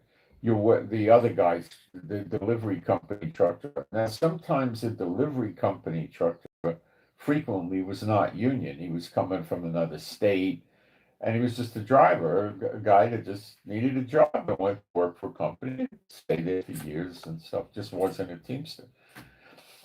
But my warehousemen were, and my office workers were, so they told me it's, basically illegal under Teamster law, not legally, but their ruling, for me to move product from a truck into my warehouse without hiring a slumper to make the transition of, sometimes it could be 2 or 3 or 4, it could even be 6 or 8 inches.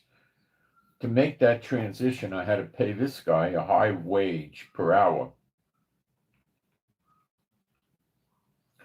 Now, I generally was a bad target for them because they might get a couple hours of work out of me a day, but I rarely would get enough to work all day.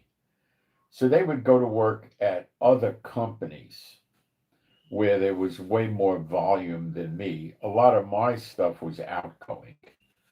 And outgoing, you don't need a slumper for some reason. It was just incoming.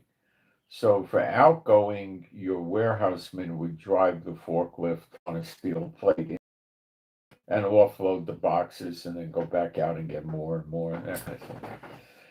So I wasn't a good candidate for the incoming, but when they didn't have any work elsewhere, they'd come hang around my yard, which was huge, and wait for trucks to come in, and they would pick up a few hours of work. And then they would give us a bill, an invoice stating who they were and how many hours they worked, and I would send it to the home office who would get them a check and send them a check. And that's what my life was like with the union. So we were going to sue the union, and then the union guy that we hired, the retired Teamster, came back and told the boss and the president, the owner, and his vice president, they were good friends, that if you push this lawsuit, somebody's going to get hurt, which meant that they were going to attack us, which I didn't really care about. I used to keep a gun in the car, and then if I was at the office, I could bring it in my attaché case, and I was perfectly willing to shoot them if they tried to harm me. I didn't have any problem with it. Um, when you're dealing with people like union guys, you got to understand they're not made out of steel. And if they're going to come around and violate you, you can shoot them, or you can crack their head open or stab them or whatever you want to do to them while they're trying to hurt you. And then you go to the police, and you could, after you're finished with the guy, you don't let him go. You capture him. You stand on him if you have to till the police come. And they'll take him in custody, and they'll put him in the hospital and bring him around. And now you got to see if he's going to talk. You don't sit there and run and hide from these guys. You come at them. They run at you, and you sit there. No, please, my wife and kids, leave me alone. No, you go boom, boom, and the guy goes, that works. They understand that, and then they don't like messing with you. Now, would they possibly go put a contract out on you and try to kill you? Probably not. Probably not. You could walk into their office and, you could sit there and tell the guy, I got anybody coming after me. I know where you work, and I know where you live. Figure it out, jerk. You think the guy's going to continue and have somebody come after you when you already beat up his henchmen? No. No, they don't. They're not that, they're not that, they used to be that way, but I'm talking the late 70s. They were falling apart already. They weren't, I'll tell you a funny thing. The prison guards, correction officers in California are in the Teamsters Union. So when these Teamsters go to jail, correction officers are Teamsters. It's just crazy. Many of the Teamsters people have prison records, ones that work for them, So, the union thing was designed to get the guys working, under fair, favorable working conditions. Okay. But when the mob evolved into the Teamsters workers in your business tell you, I don't work for you, I work for the union. Now, I called the union up and I told them the guy's sitting there telling me he works for the union. And you know what I got? Screaming and yelling, not at me, about the guy. And they would come down and talk to the guy and tell him, cut that crap out. You don't work for us, you work for him. He's paying you, give him a good day's work. See, they tried to make it work, but it was overboard. It was, if I ever called them up and talked to them about a problem, they always were nice to me. I was always nice to them. I never insulted them or anything like that. One of the guys, the one that used to shoot heroin and sleep in his truck, he told me when they were trying to unionize some restaurants on Union Street, the waitresses, the bartenders, the cooks, or whatever, bring them into the union. His job was to go over there and light fireworks off. He'd take some kind of fireworks, like a pack of 20 firecrackers, and they were all bound together. And if you light it, they go boom, boom, boom, boom, boom, all 20. So he would light them and then throw them inside the bar when there was a bunch of people there, and they would go off, and people would get freaked out. And then you go back and you do it again and again, and then people don't want to go in the bar. It's very shocking to be in a bar where it's crowded and these firecrackers are going off. These are little firecrackers, as thick as a pencil and an inch and a half long. They're not dangerous, but so anyway, that's how they operate, So the boss and his vice president told me, oh, his vice president said to me, he said, well, somebody's going to get hurt if we do this, so we're going to stop the lawsuit. See, the lawyers that were suing them were going to cause a lot of difficulty for them. Now, if they were so mean and dangerous and deadly, why would a law firm sue them? They kill a law firm. They're not that dangerous.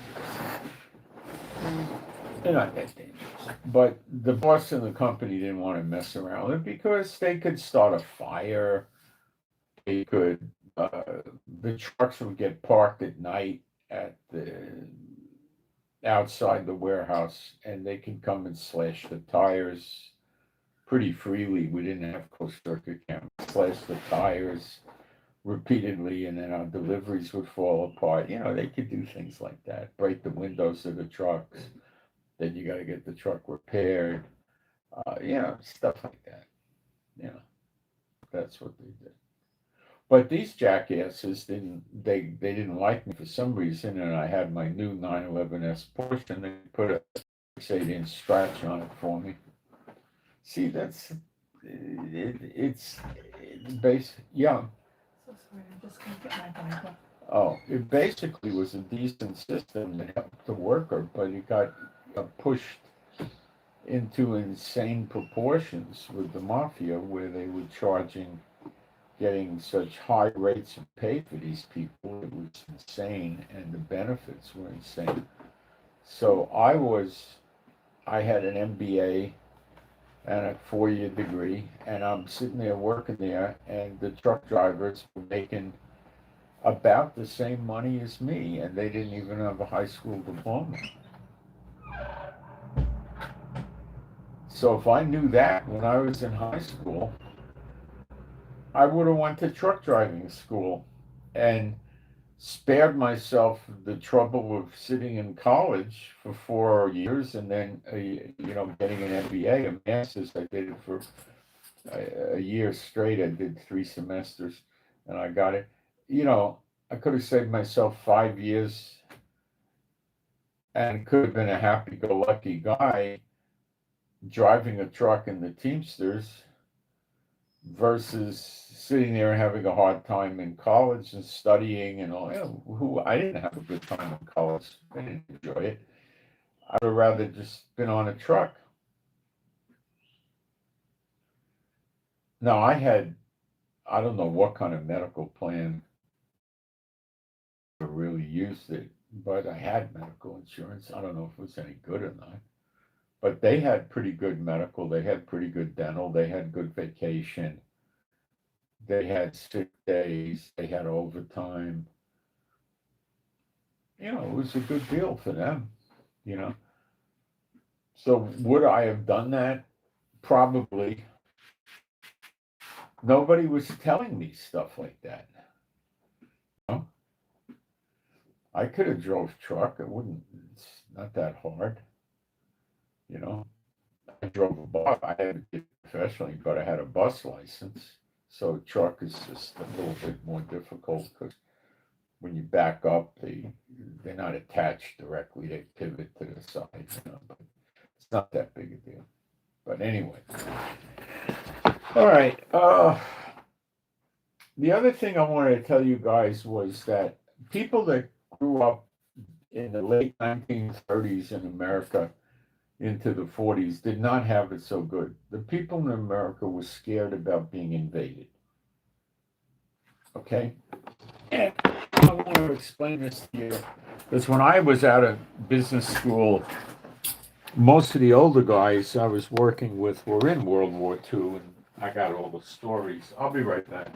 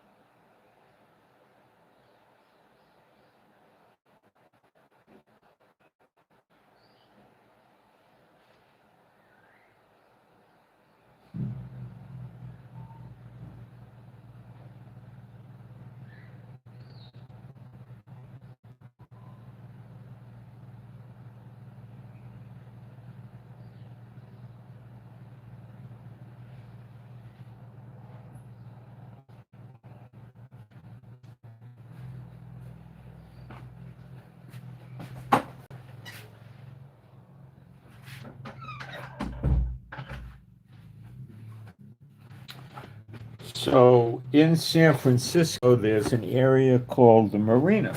It's a high-end area. It's a really nice area. Around the low 70s, 1970s, it was very safe and nice. Now it's probably horrible. But it was basically private houses facing the water, which was a yacht harbor. And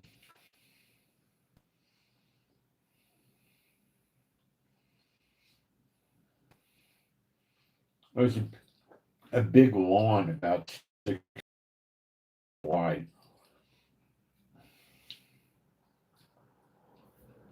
During the war years, Japanese and German submarines were frequently spotted near the shores of America.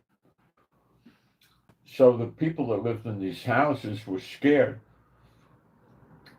that the Japanese would shoot a torpedo. It would come up on the small little beach there with a small patch of sand, get up on the grass and keep traveling and hit their houses and blow them up. Rather unlikely, really.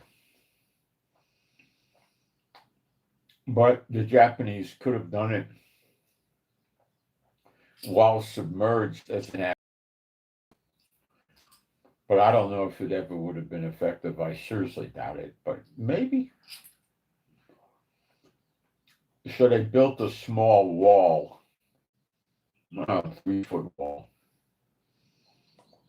which was about maybe 18 inches, 24 inches thick, with stones and concrete. So the idea was if they did shoot a torpedo, it would hit that wall and explode right at the beach. Then on the other side of San Francisco by the Pacific, they built phony rocks by the highway right by the Pacific Ocean.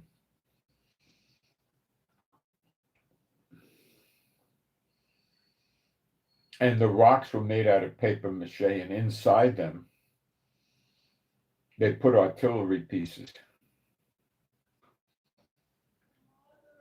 which were probably 5-6 inch guns that could go out quite a few miles. And that was to shoot at a submarine trying to surface or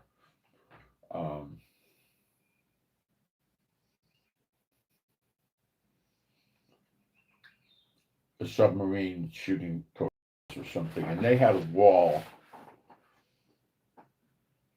around a lot of that area, but where there wasn't a wall, there was an elevated road, 1 lane in each direction, I think. And that would have stopped the torpedo. And this went on in a lot of parts of California. They were afraid of being invaded. Now, they had a division of the Coast Guard called Coastal Forces. These were guys that were like, not at the Navy SEAL level, but they were special forces, you would say. And they would patrol beaches. Some of them had dogs with them, trained dogs. And they were looking for saboteurs and enemy agents mostly. And these were not the kind of guys that a saboteur, an enemy agent, is going to sneak up on and garrote them or something like that. The enemy agent would, and these guys would shoot at him, kill him, fight him with knives, fight him with bare hands. You know, these guys were the real thing. They would be patrolling the beaches and possible landing places, looking for signs of an infiltration. like a raft, footprints, things like that. And then they would call for help and try to do a manhunt, you know. The chances are they had another agent waiting in the car. So once they landed, they could run to a road and get in a car and they'd be safe. But people were scared. Ships were getting sunk. Planes were getting taken down. Soldiers, sailors, airmen were getting killed every day. Factories stopped making consumer goods and were making war equipment. Clothing manufacturers were making uniforms.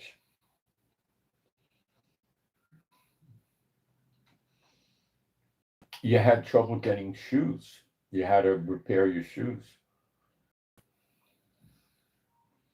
because they were making boots. You had trouble getting shoes. You had to keep fixing your shoes. Women were working as welders and on assembly lines and stuff like that. Rosie the welder, they had cartoons. Women doing this.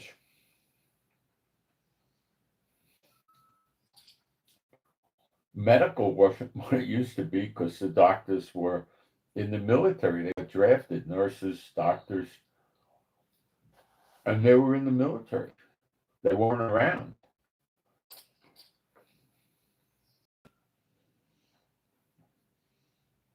You couldn't buy new cars during the war. You had to keep your old car running, and getting parts and tires was rough because they were making jeeps and military vehicles.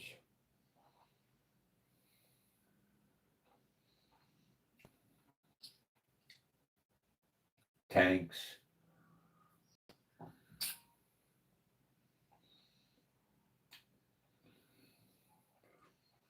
Getting ammunition was hard during World War II.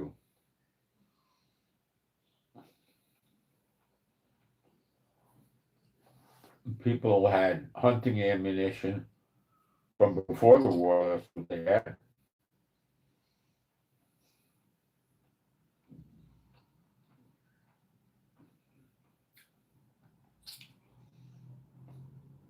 If you were in civil defense, which were basically volunteers, then you could get issued firearms and ammo because they were afraid of an invasion. They also had air raid drills and had air raid warrants, which a warrant. What is it? A warrant? A warrant? Some of that air raid guy in civil defense with a he'd have a helmet and some kind of strap he put over his clothes, or maybe he had a jacket or something, and he would go around and make sure that all the lights weren't seen, and if your lights were being seen, he could cause trouble for you, a fine, even get arrested if you refuse to comply. They think you're a saboteur because the enemy aircraft bombers needed to see the lights to bomb at night, or when it was dark. They couldn't see nothing if the moon wasn't out. So they'd look for some kind of light. So you could put lights on in your house, but they had to be dim and you had to have very heavy curtains to make sure none of the light leaked out. Nobody was watching TV back then. There was no TV. Radio, yeah, the radio didn't make light, so you could have the radio on. And they carried a pistol. People were scared of Nazi spies, not so much Japanese spies, because Japanese spies look Japanese. The German, no. Um, you got ration books to buy gasoline. My mother told me they used to save their ration book up, and one Saturday or Sunday they'd load up the car with gas and take a ride in the country just to blow the steam off, and relax.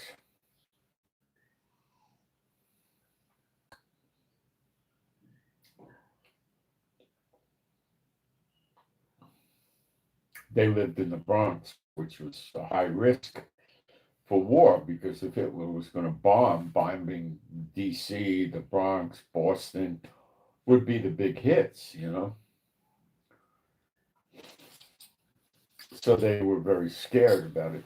But if you went out into the country, you went 60, 70 miles away, there wasn't much risk of getting bombed out there. There was nothing there. Unless Hitler wanted to bomb the cows. So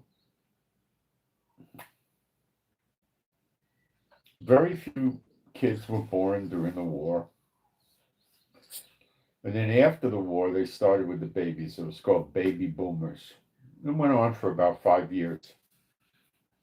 Look, the war's over. The people come home from the military. Not just the men, the women were in the military a lot. But they came home, and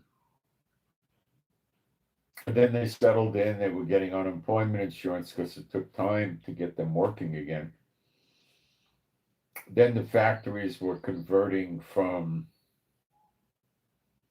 um, making military vehicles to cars, or making uniforms to clothes, making boots to shoes. Everything from making radar and military radios to making radios where you can pick up broadcasts. And everything started going back. People were out of the military, so the best food wasn't going to the military. You were able to get better food. People didn't have to grow victory gardens in their house to get fruit and vegetables. They could go buy it in the store again. They didn't have to raise their own fruit and vegetables. They encouraged that greatly. Now I think they put you in jail for doing that. But they encouraged it greatly that people would take the garden and rip the roses and the daffodils and the carnations out and plant whatever would grow in their area. So they would have a source of getting fruit and vegetables, leaving more fruit and vegetables for the men in their uniform. Um, People were buying victory bonds. You know what the income tax was back then? It was like 2.5%. Yeah. They didn't want people mad at them for income tax. 2.5%. Imagine that. And sales tax would either didn't exist or was like 2%. You know, a lot more states didn't have income tax.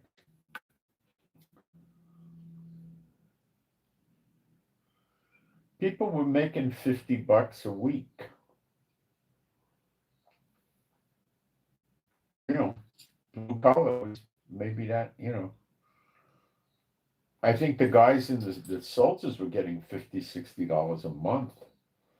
I mean, things were cheap in America. People were using pennies, nickels, dimes, quarters, like for real money, not to even out a purchase. That was, you paid for whatever you were buying. You paid for the whole thing with coins. Things were cheap. Okay, look at old menus. You could go to a luncheonette and get yourself a cheeseburger, French fries, and a soda for, I don't know, 50, 60, 70 cents. Food was basically close to organic, a lot closer than today. Gasoline was, when the war was over, I think maybe 12 cents for gasoline, a gallon. Cars, maybe around 1948. I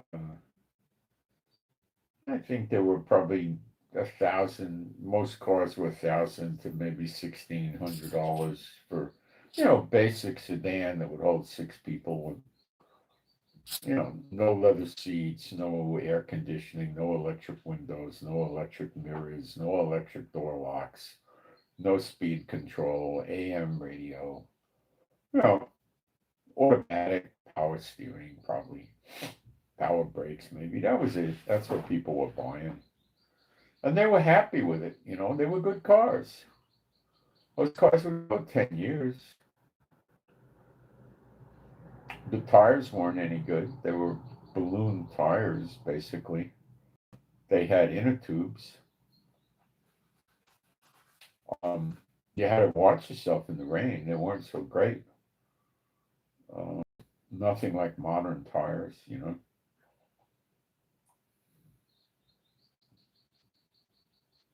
People had central heat in the house. In the private houses, they had a furnace. Um, Central air conditioning and stuff, that was more in the 60s, late 50s and 60s. It wasn't yet. People were using fans. So after the war, nobody was really, they had the nuclear scare. The kids we had to go on air raid drills where we had to get under our desk and cover our heads and turn our eyes away from the window. But that was, just them playing games to keep us dependent on the government out of fear. But people there weren't protests in the street.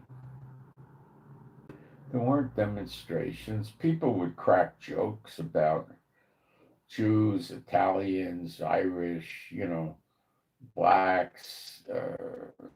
Just playful jokes that weren't in the South, the Ku Klux Klan was active. Not very, but it was a little active. By the late, by the late 60s, they were pretty inactive. The FBI was chasing them. Um,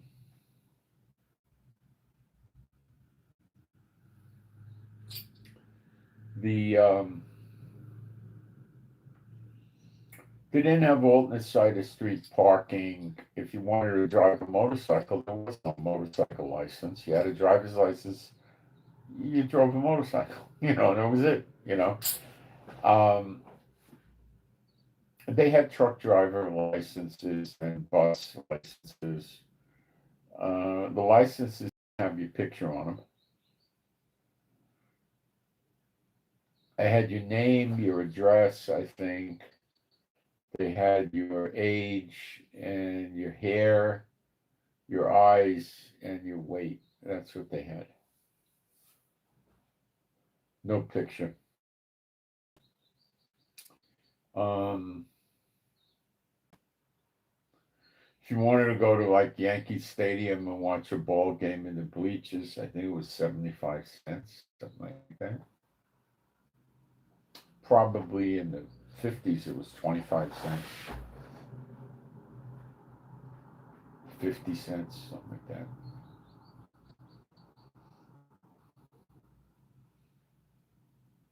Movie theaters for kids was cheap, I think 15 cents, 25 cents, depending on when it was. The pictures were sometimes in the later 50s, I think there was sometimes $1, $1.25. But if you went in the matinees, they were probably 50, 75 cents for a seat. Popcorn was 15 cents, I think. Comic books were 10 cents. Newspapers were, they varied. They were a nickel, and then they were a dime, I think, something like that. In the early 50s, I think the papers were a nickel, and they had an early morning edition for people going to work. Then they had a midday paper. Then they had a paper for people going off work. Came out probably about 3:30, 4 o'clock. And then they had one that came out around 6:30, 7 o'clock, 8 o'clock, something like that. The last edition it was. They had about 4 papers a day. Now, not all of them. The Daily News did. I think the Times did. The Herald Tribune. Things like the Post would just be 2 editions, I think. They had variants. So people weren't worried. They didn't have the crime rate. Kids were running wild all over the streets by themselves. Nobody was getting taken away. Okay. They weren't having home invasions. Um, they didn't have car rammings. Most of the country, you just went and bought a gun the same way you bought a pair of shoes. Most of the United States, that's what went on. Oh, I'll take that one. Okay, you paid for it, and the guy handed it to you, put it in a bag or a box, and you walked out with the gun. That was it. A lot of states, you were able to carry a gun in your car.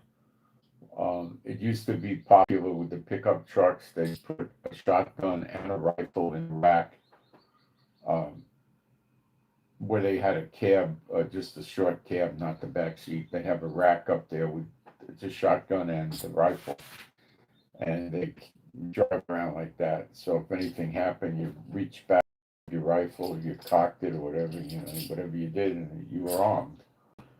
Some places you could carry a gun exposed, like California.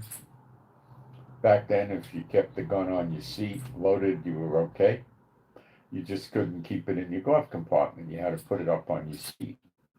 The highway patrol couldn't do much about that. They stopped you. Um, so you couldn't carry it concealed, but you could carry it as long as you put it on the seat or the dashboard. Um, the dashboard could be considered brandishing. So if you put it on the seat where nobody could see it, but it was in plain view, if someone walked up to the car, you could do that. Um, Permits were easier to get, but there wasn't a lot of people screaming they needed to have a permit to carry the gun concealed. They didn't need that. They weren't that worried about it. They had a gun in the house. A lot of people would keep a rifle by the door when they went to answer the door. Uh, they had a gun in the car. A lot of people. That was it. Uh, Carrying concealed was not something that people felt they had a need to do. Um,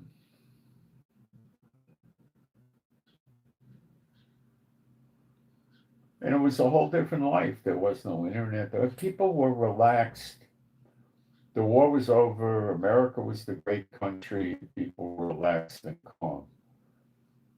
A lot of people in Europe were in a bad economic situation. Spain, Portugal, the UK, Italy, Germany, France, Austria, uh,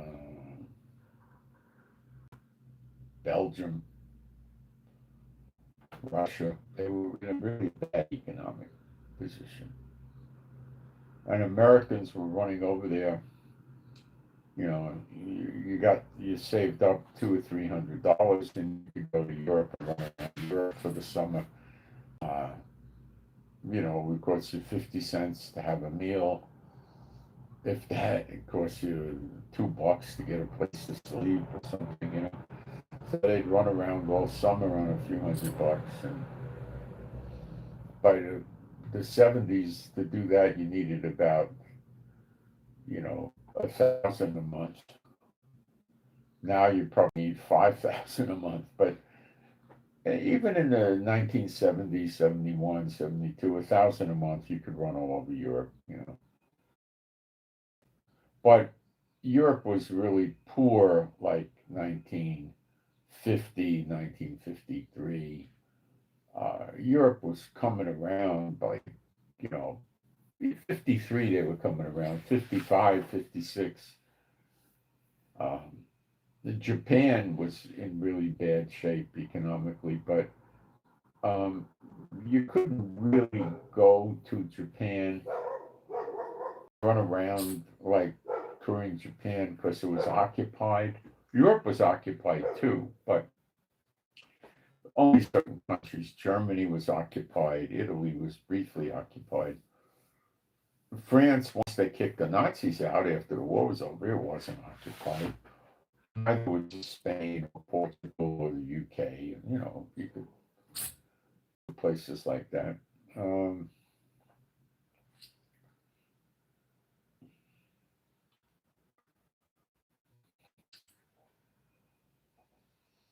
and so the Americans were running around there, and the American dollar went, really far, you know, really far. And if you had dollars, the people in those countries were crazy to have your dollars because they could change them for, their local currency in a black market and come out really well. Gold was running at about $35 an ounce. Silver was probably $2, $3, $4 an ounce. I remember silver going down to $4 around the 90s. I really remember that. And, so people in America had a very easy life. They slept with windows open. In the rural areas, didn't close their doors. They went to work and left the door open. I mean, things were altogether different. Women would go out at night. In my neighborhood in the Bronx, the stores in the warm weather would stay open till 10, 11 o'clock at night. Even that would be about it. And, women that wanted something, they wanted ice cream or milk or bread or whatever they wanted.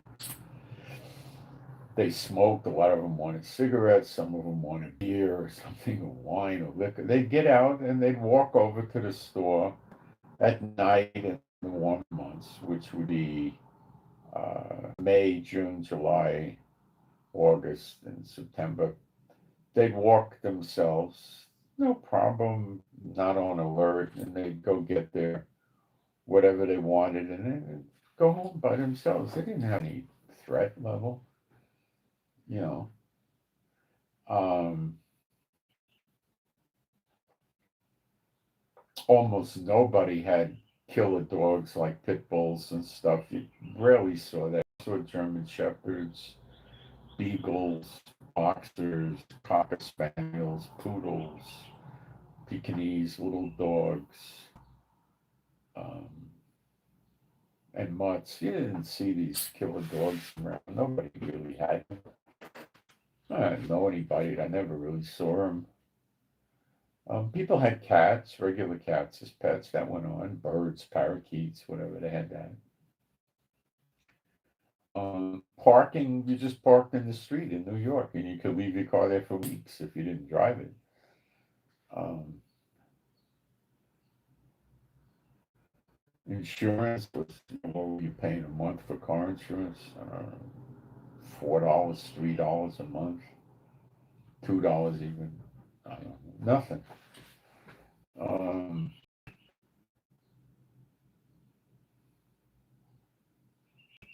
Nobody really had credit cards. That was rare. People wrote checks. If you had a driver's license, the stores generally took your check. You got trouble if you didn't, if the check didn't clear, you had trouble. Not that much, but you'd have some trouble. Um,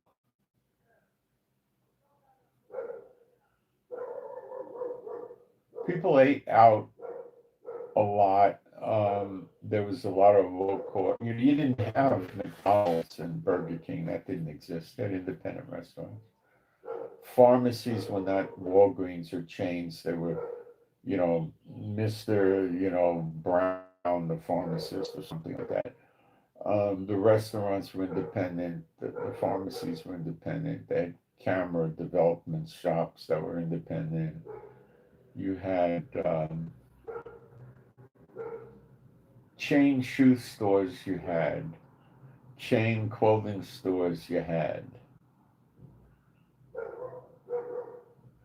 a lot of, the clothes were basically cotton and wool. in the winter you had wool, and in the summer you had cotton. They were really nice clothes, cheap. They last like forever. Shoes were made out of leather. You know, baseball gloves were made out of leather. The real footballs were all leather, although they sold rubber ones for kids that used them on concrete. We used to like them. The weight was wrong, but they would last for years. They didn't wear out. The leather would scuff up on the concrete, and sooner or later you'd have nothing left of it. Basketballs, when you played on the basketball court, they were made out of leather. The real basketballs to this day still are. They're made out of leather. And we used rubber basketballs in the street, in the schoolyard. And the good ones simulated the leather pretty close. Um, Softballs were made out of leather, baseballs were made out of leather, but they had imitation ones that were solid rubber softballs like that, so they wouldn't wear off on the concrete. The leather would wear out, and the baseballs too, so they would last for years. Then we played with pink balls by Spalding. They had air in them. And then we had little black handballs. Girls would jump rope, and kids would play stickball and various games. I had a game called Scully, where you took bottle caps from a soda bottle and you rubbed them in the concrete to get them slick, get the paint off.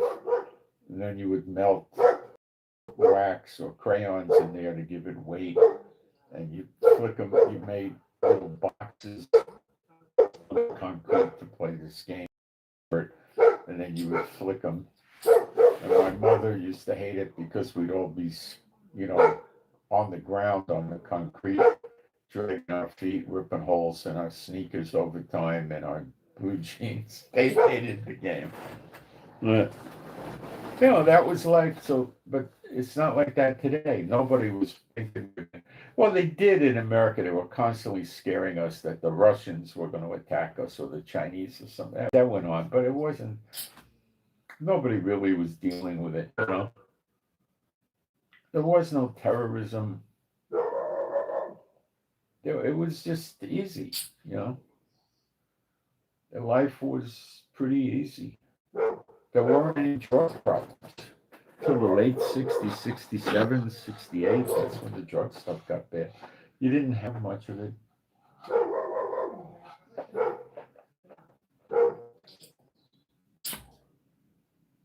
It was in the ghetto, and, you know, you didn't really experience it.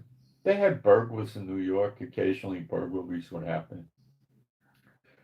If the cops caught them, they'd beat the daylights out of them and then arrest them.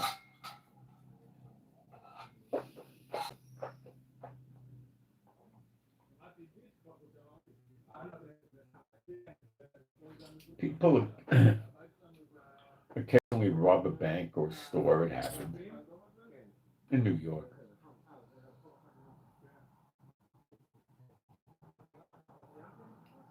Kids would go run around the streets themselves in New York. And, you know, you'd have your friends come to your house and you go to their house. And, you know,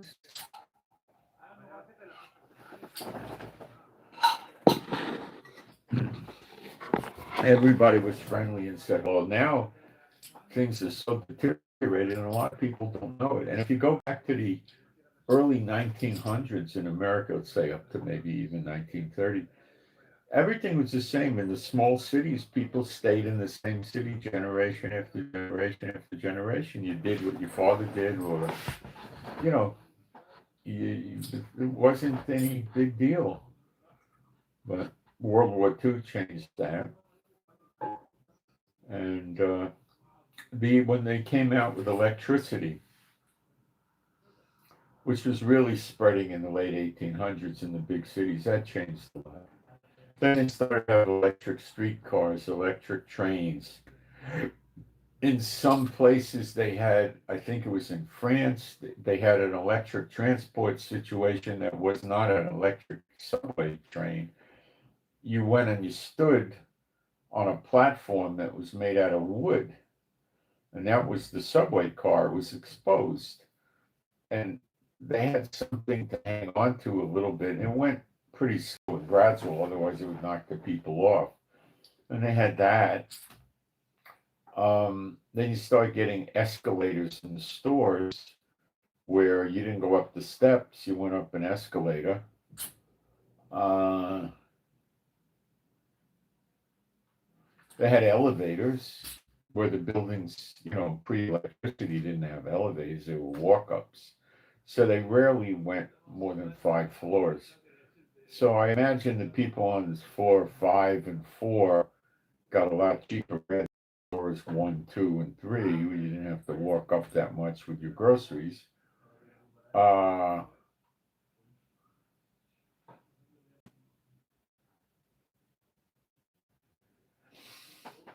they had the various kinds of refrigeration for food. They had refrigerators, you had lights, of course.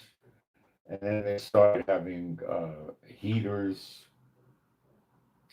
and you had various um,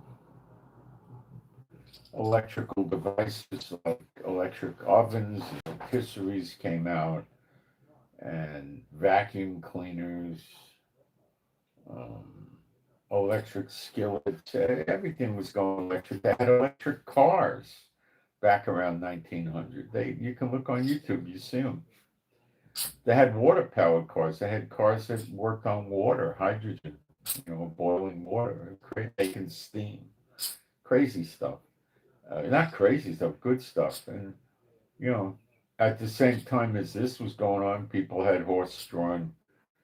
Uh, they had buses that were horse-drawn. They'd have like 1 or 2 horses pulling the bus on its track in the road, and people had their own their own carts that were commercial, and they were having horses pull it.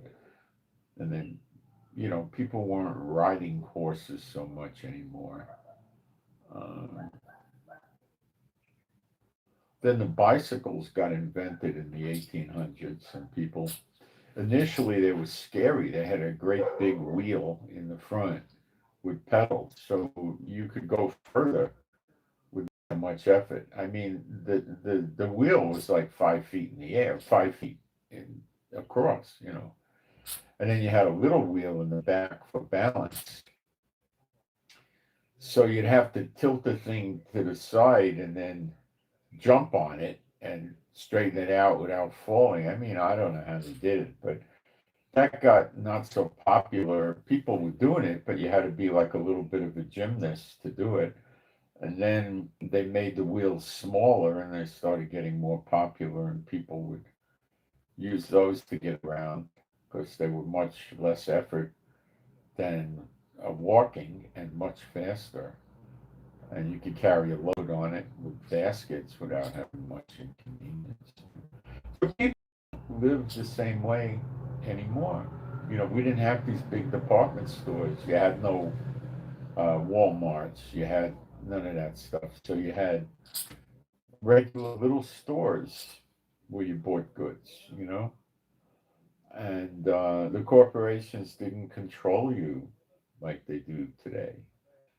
And it's just a whole other world. I mean, you still had Ford and Kodak and, big companies, but most of the commerce, the vast majority, was being done by independent stores that were not Satan bought owned. So regular people had a chance of going out and making themselves a nice living. They rented a store, then they would sell something or provide a service, like they became a shoemaker, or they sold pizza, or they sold luncheonette, or they sold fruits, or supermarket type goods, foods, cans, package, whatever. Or they sold shoes, or they sold blue jeans and sweatshirts, boots, and so little people, regular people, could scrape together some money and open themselves up a store and elevate themselves and make a better living. And then if they watched it, they could open up a second or a third store, you know, and, do well. And then they would move into the suburbs from the city and they'd get a nice house and a yard. But the Satan bots took all that away. Walmart killed the little guy, along with Target and all the other stores. They killed the little guy. They couldn't compete. They couldn't. Okay, they put everything under one roof, and then you had Sam's Club and Price Club finishing it off. So what happened to the little guy? He was gone. What happened to the little independent pharmacist? He was gone. The little independent photo shop developing the photos, Walmart crushed that. The pharmacy, Walmart, and the other Walgreens and the other chains, CV something, and then they all crushed them. What about the pizza guys? Well, you had the chains crush them. The big, Caesar, or, Pizza Hut, all the big chains of pizza places killed the little independent pizza guy. Okay. Then a guy that would want to have a nice coffee shop and stuff like that. Well, he got killed by Starbucks and the other places. They all got destroyed. And that was the plan. The hardware store used to have independent hardware stores. It was called, in our neighborhood, Ben's Hardware. It had all kinds of things in there. If you needed something to fix your toilet or your sink, or you needed something for your light fixture, he had it. They had a school supply store there where you'd buy notebooks, pens, pencils, erasers, pencil cases, whatever the school supplies you needed, you could go there and buy it. And it was called Penrod's.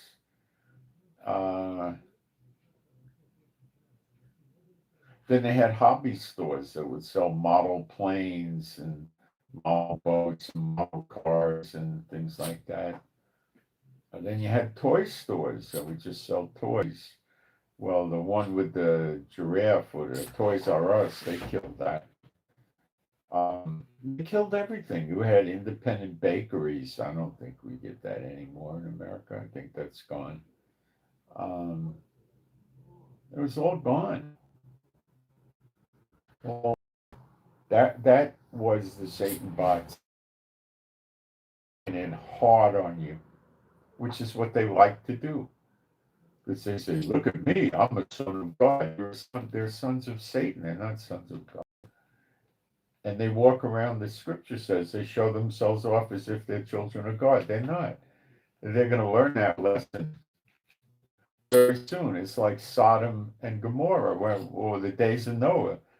They didn't believe there was going to be a flood coming till the flood came, and it was too late. There weren't repentance wasn't happening when the water came down. See, if God goes around and throws lightning bolts at people, which he could do, and they get burned up, and then the rest of the people are going to say, "Oh, I'm going to repent and serve God. I don't want to get hit with a lightning bolt," right? Well, okay, and then it's just going to be a rather brief period of time, and they're going to get fed up with God, and they're going to want to go back to their evil, wicked ways because they're really children of the devil, and they're going to rebel. So once it all starts happening to them, like Sodom and Gomorrah with the fire and brimstone, or like the days of Noah with the flood, they're not repenting anymore. It's too late. I think. Now, could it be different this time? I don't know. I think it's going to be somewhat different, yeah. But they're going to get clobbered, and they don't know what they're doing.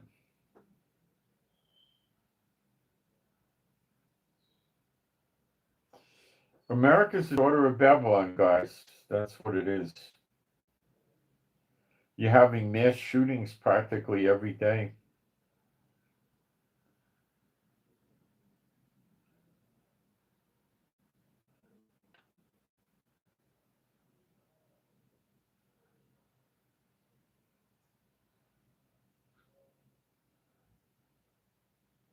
Yeah, Iran has no water. Neither does Iraq. They're not doing anything about it.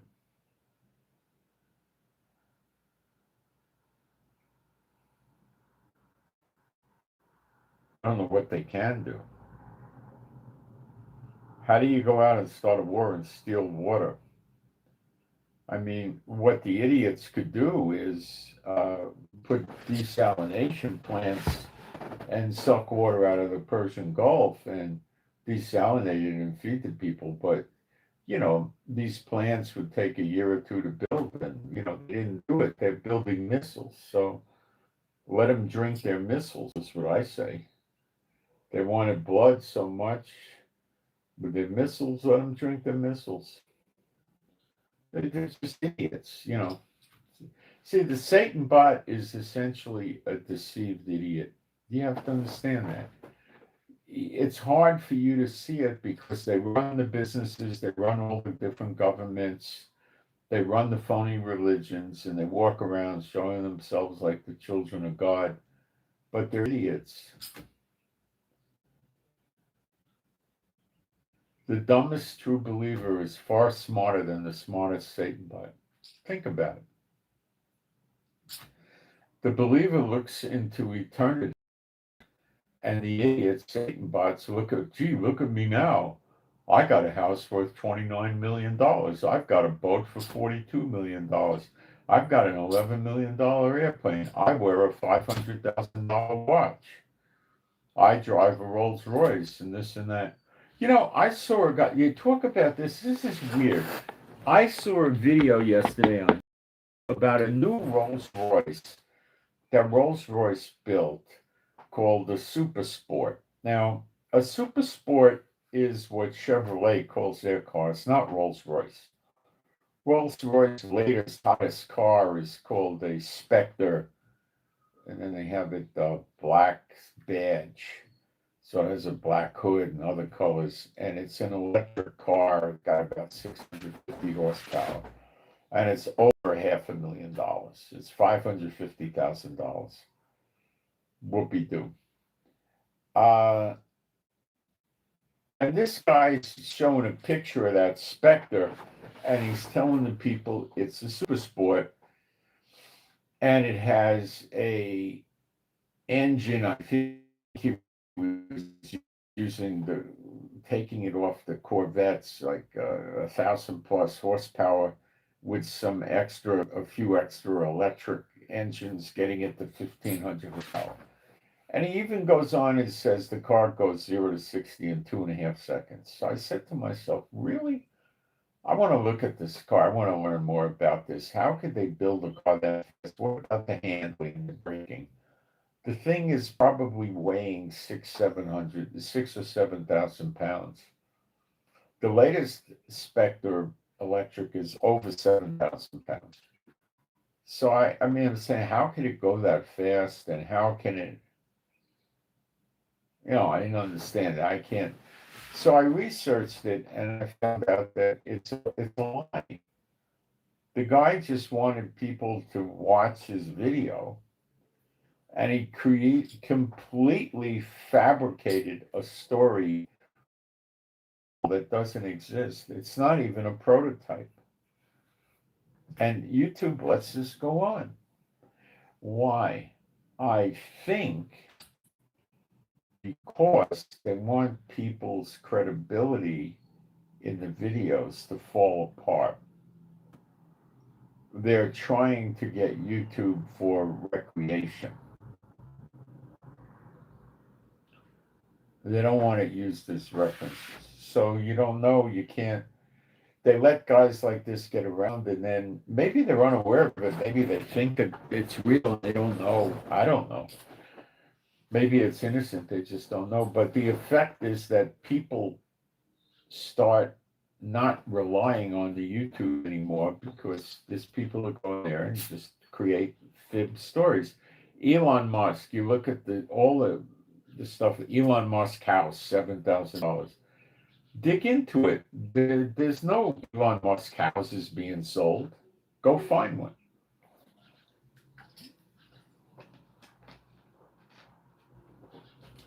Elon Musk super phone that connects with his satellite system. Go find one. You can't. Elon Musk, this and that, the tablets for $200. Go find one. They don't exist. And there's tons of those where they're telling people about these products, and they don't exist. I'll be right back. They don't exist. You can't find them.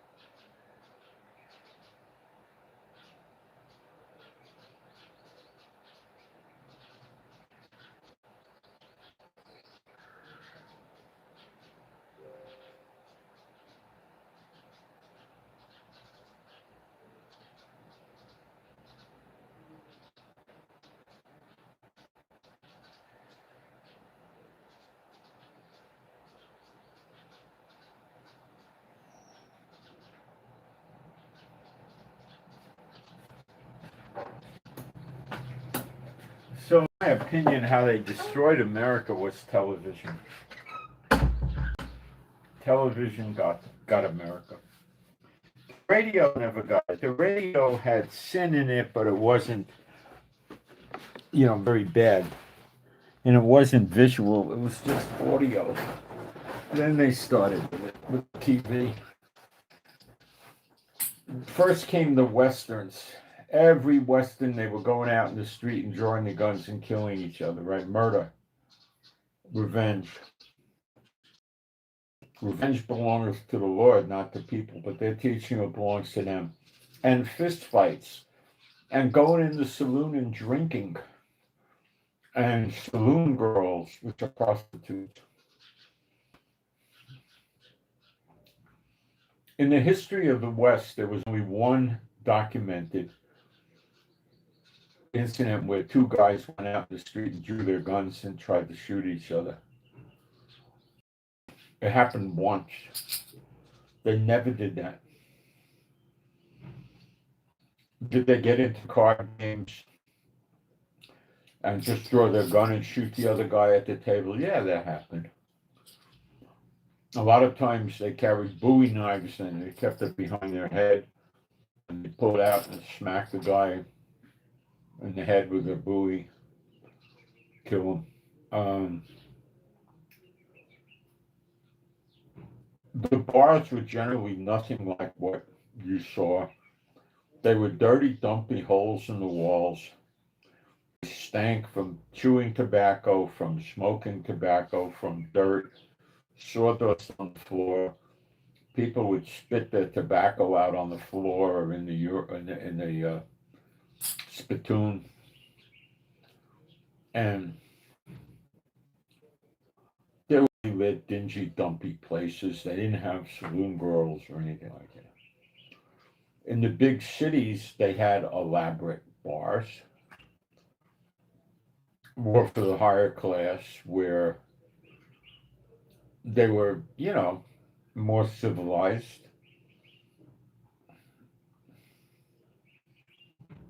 And they incorporated gambling into the saloons in some places. And it was crooked, of course. And they had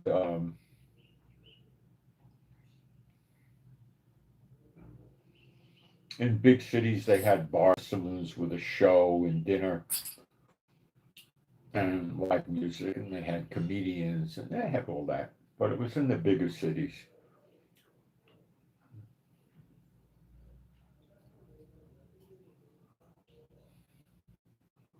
They had prostitution, but they portray it as if the central theme of these towns was the bar. That wasn't the case. These were hardworking farmers that would not go very often or at all into a bar. They didn't bother with that, you know. They were staying home on their land with their family and working their land and working their animals, and they were hardworking people. They weren't sitting around in bars and card games and getting into fights, and they weren't doing that. Did have people that occasionally would rob banks? They did. Did they rob trains? They did. Did they rob stagecoaches? They did.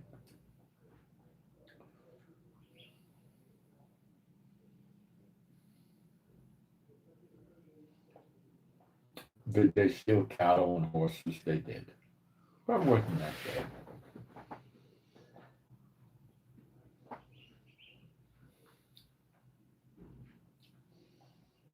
Law enforcement was corrupt.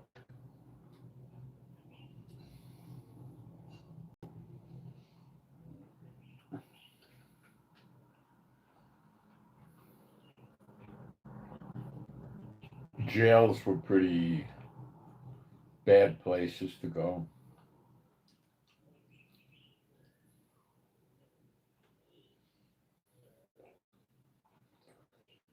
Healthcare in the larger cities wasn't so bad like you think. They had herbalists that were doing herbs that would work. And they had chiropractors that would work. They had doctors that a lot of people had no confidence in. Uh, Doctors didn't have much to work with. They didn't have antibiotics per se. They would do surgeries, broken bones.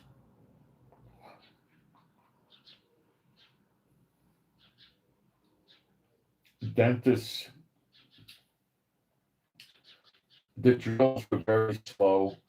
They had pedals like on a bicycle, and the dentist would pedal while he worked on the person, or they hired a kid to work the pedals, and he would drill. And until they came out with cocaine, people didn't want to go to the dentist because it was so painful. The dentist to maybe even use chloroform if it was a big job. And people didn't like that. And then when cocaine came along, the dentist would be in an office upstairs or in a storefront, and you have somebody out on the street and say, "We got painless dentistry," and it would be cocaine, and they would rub cocaine on the guy's gums and show him how it got numb. And if he was convinced, he'd go inside and they worked on his teeth. It worked. It really worked. They'd rub it on the gums, and maybe it would take 5 or 10 minutes to sink in. And it would probably be good for a half hour or 20 minutes or something. Enough time for him to do the work. Or they'd reapply it. Without that, dentistry would have been pretty dead. There wasn't that much that the doctors could cure. They didn't have a lot of cures. If you had tuberculosis, they'd give you cough medicine that would have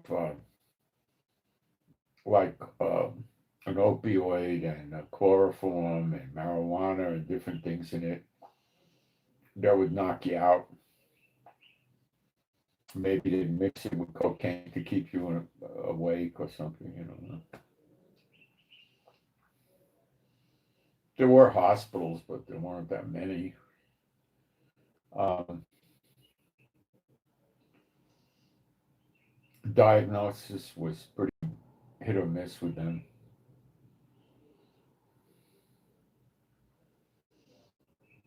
There wasn't a lot of things they could cure. They could cure for, if you broke your ankle, you broke your leg, your arm, your jaw. They were good at that sort of stuff. But that was, I don't know what else they were good at. It wasn't such a big industry.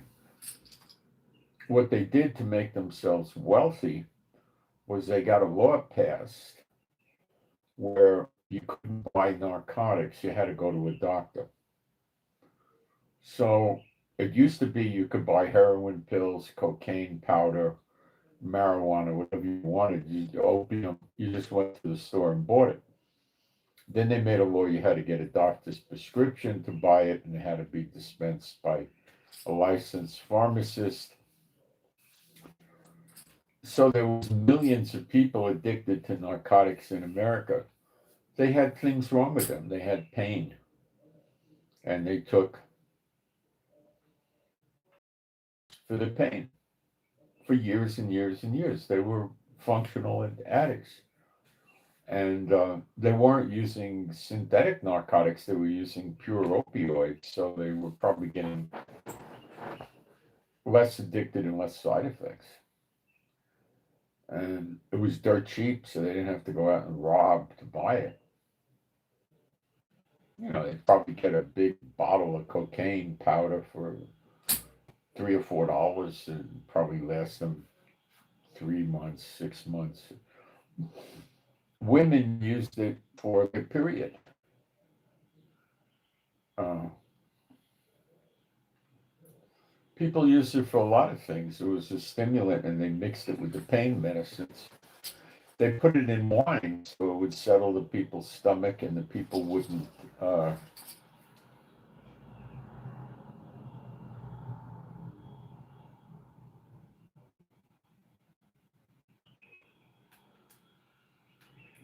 It would settle their stomach, and they didn't have to.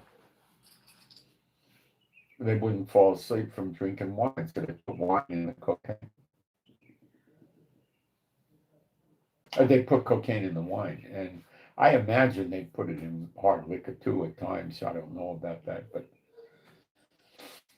so that's how the doctors started making money prescribing narcotics. So the people would go to the doctor and they say, "I need a prescription for a pain pill." The doctor say $2, $3, right? So he'd write him the prescription, and that's how they were making a living. Then they started making chiropractic illegal, but they took the chiropractors in and they had another name for them, and they made them medical doctors, and they were chiropractors essentially, and they got them into being an MD, and they could write prescriptions and stuff. Um,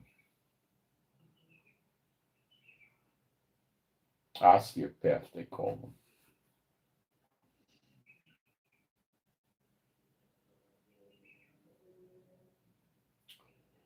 And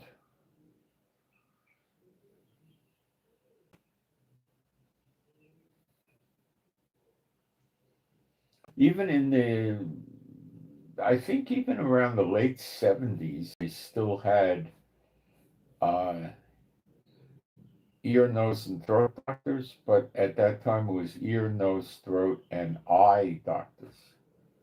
So the eye doctor was also the ear, nose, and throat doctor. That's how immature it was. And they weren't making any new ones like that in the 70s. They probably stopped making those doctors in the 40s or 50s, but there was still some left floating around back then. There wasn't much in the 40s and 50s they could do for the eye diseases. Didn't have much for it. They could give them different kinds of glasses, and it was about all they could come up with, I think. Herbally, they could.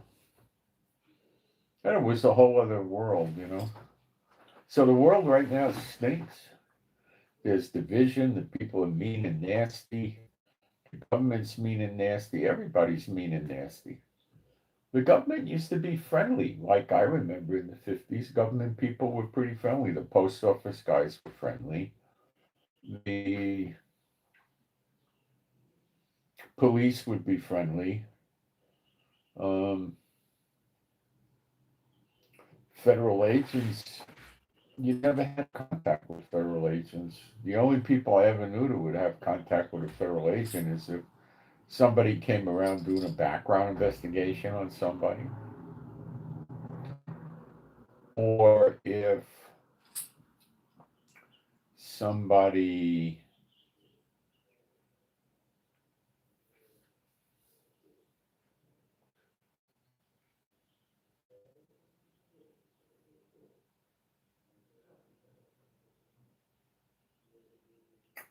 was in a bank and the bank got robbed or something like that. Well, he never really had any contact with any of them. So things are bad now, and people don't know how bad it is, but the old people do. Um, the screw worm, that's the worm that burrows into animals and can kill them. Um, it's gotten in Mexico a 32% jump. It's getting worse and worse, and it's spreading up north to America.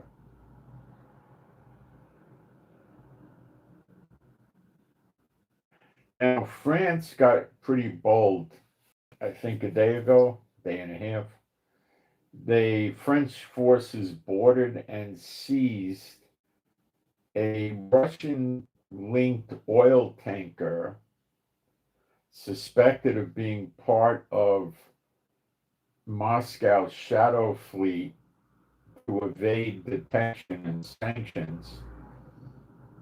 And this thing is launching drones into the NATO countries. So it's this stealth thing like what Iran does. It's a regular commercial tanker ship, but they put drones on it and it launches drones. So it can get close to these other countries and get away with it.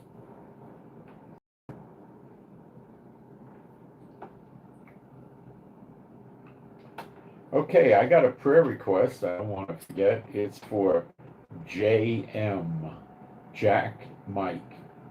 JM, Jack Mike, JM. The prayer is for healing. This is an older woman. For healing, help eating. Okay, so for JM, my Heavenly Father Jehovah, we pray for healing, for this person to be able to eat and to have strength, stamina, endurance, and get healed. For JM, I submit this healing prayer to you, my Heavenly Father, B'Shem Yeshua HaMashiach, and you all can add in and agree to it, make it more powerful, the true believers. Okay, let's go into the book of Hebrews. Let me look at the lives. What is this? No, I don't think it's me.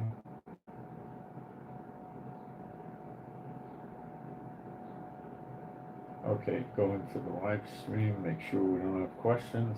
Let's see what that goes.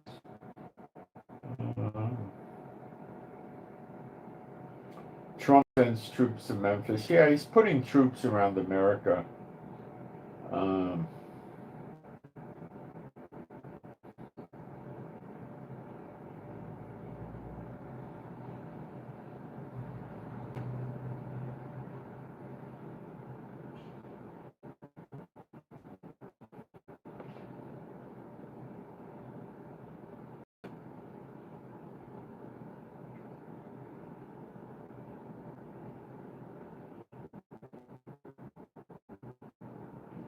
I've reached a point with me and cats and dogs and birds is I get so attached to them, I'm afraid to have them anymore.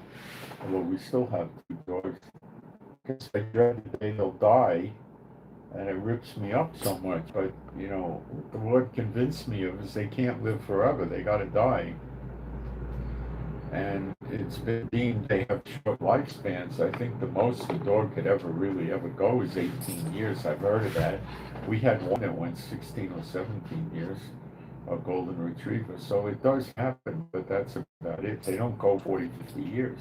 Yet I got a parrot here now in the atrium that's 24, 25 years old.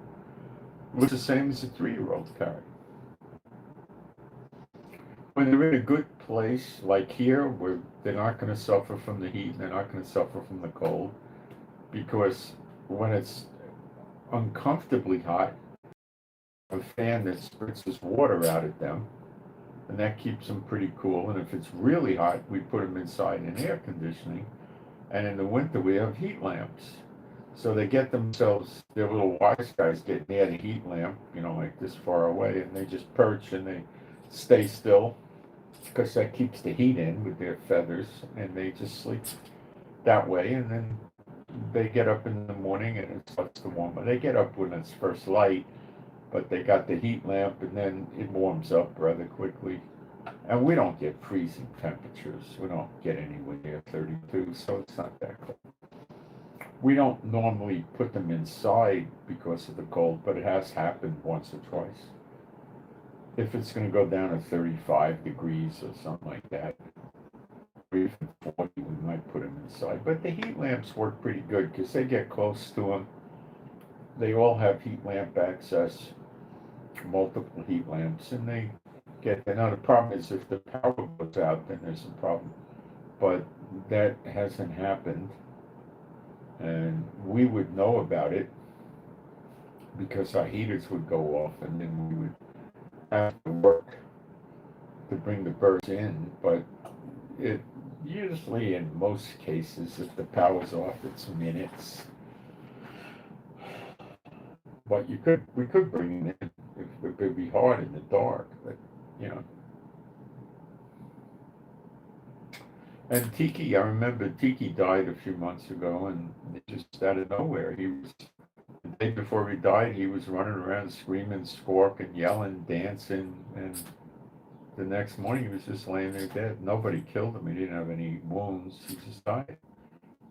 So we didn't know how old he was, and it's possible that he was 30 years old. He had a very hard life. He was plucking when we got here, and we brought him back from the dead. My wife did, basically, my wife did. And he stayed with us a few years, and then he died. I don't know what happened. It could have been because he didn't have the right layer of feathers. The weather got to him. Or it could have been he was in bad condition for many years before we knew him. And then we rescued him, and his days were worn out. I don't know. He was a friendly bird, always wanted attention, always, Whenever I go out now, he wasn't an African gray, he was some kind of cockatoo. So the African grays kept him a little on the side, but the other birds, I think, are all African grays now. And they, when I go outside, they all talk to me. One of them, a little stinker, talks to me in my own voice. I'll go outside, he'll say hello in my own voice. A little wise guy. Okay. Let's see what we can do with Hebrews. It's a good one to work with. 1:1 in Hebrews. God, who at sundry times and in diverse manners spoke or spake, we'd say spoke. You could, when you see spake in the English, you could say spoke. It's not the original text. It's how you're translating it, in time. And if you were in school and you said Take to me instead of spoke to me, you get a failing mark. So anyway, he spake in time past unto the fathers by the prophets, hath in these last days spoken unto us by his Son. See, there was a transition. The Lord changed. There was the prophets who were in the law, now it's the Son, whom he hath appointed heir of all things, by whom also he made the worlds.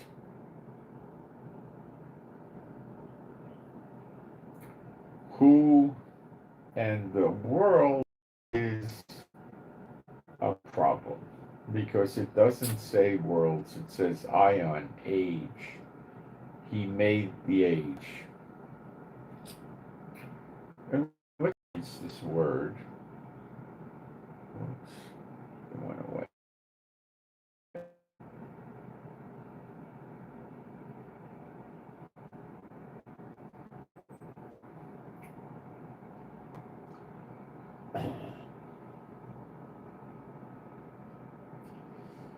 It means properly an age. By extension of perpetuity,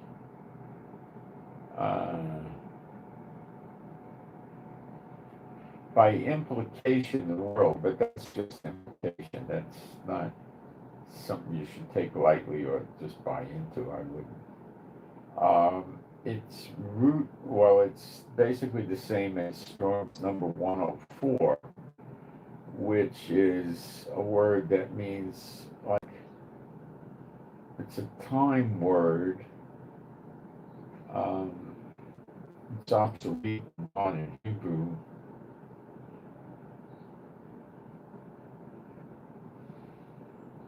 It means to continue in duration. It's a timing word. It's not a world word like the physical earth or anything like that. So it's incorrectly translated, probably on purpose.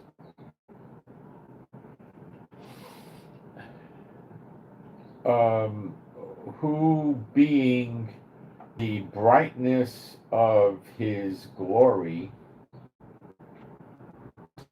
and the express image of his person, and upholding all things by the word of his power, when he had by himself purged our sins, sat down on the right hand of the majesty on high, being made so much better than the angels, as he hath by inheritance obtained a more excellent name than they. For unto which of the angels said he at any time, Thou art my son, this day have I begotten thee, and again I will be to him a father, and he shall be to me a son. See, all the believers are going to have this father-son relationship. The angels don't have that. We're a little lower than the angels now, but we'll be a little higher than the angels upstairs when we get there. And again, well, that's why now they're called ministering spirits. They minister to us at the direction of God the Father, of course. We don't direct them ourselves. The world would be a mess if that went on. And again, when he bringeth in the first begotten into the world, he saith, and let all the angels of God worship him. See, he was referred to as the first begotten. Yeshua is the firstborn son. There's other sons. And Of the angels, he saith, who makes his angels spirits and his ministers a flame of fire. But unto the Son he saith, thy throne, O God, is forever and ever. A scepter of righteousness is the scepter of thy kingdom. See, now we yearn to have a kingdom with righteousness. The people serving the unclean spirits are the children, the devil's children. They hate it. They love lying. They love it.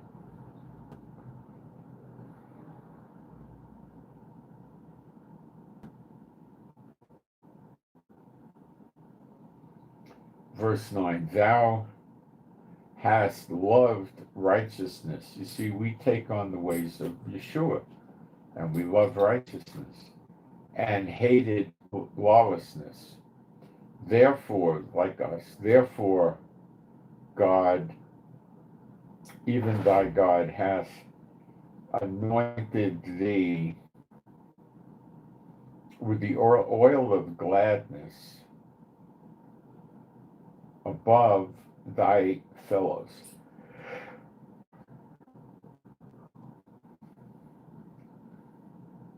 And the word for fellows is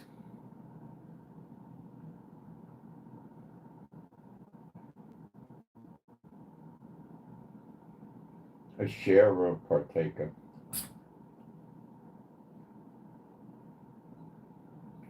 Verse 10, and thou, Lord,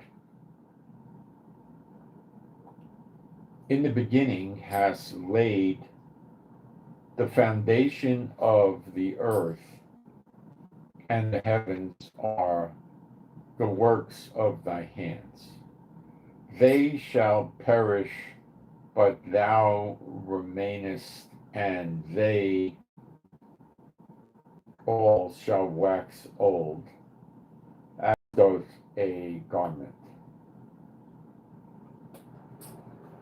And as a vesture shalt thou fold them up, and they shall be changed, but thou art the same,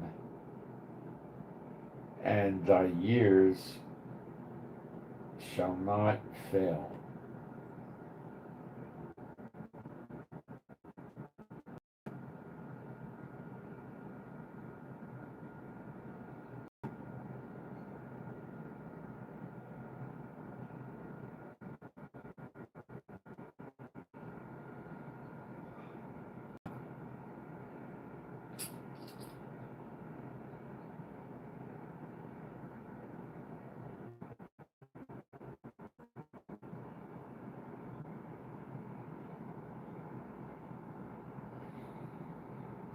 And thou, Lord, in the beginning hast laid the foundation of the earth, and the heavens are the works of thy hands. They shall perish, but thou remainest, and they shall wax old, as doth a garment.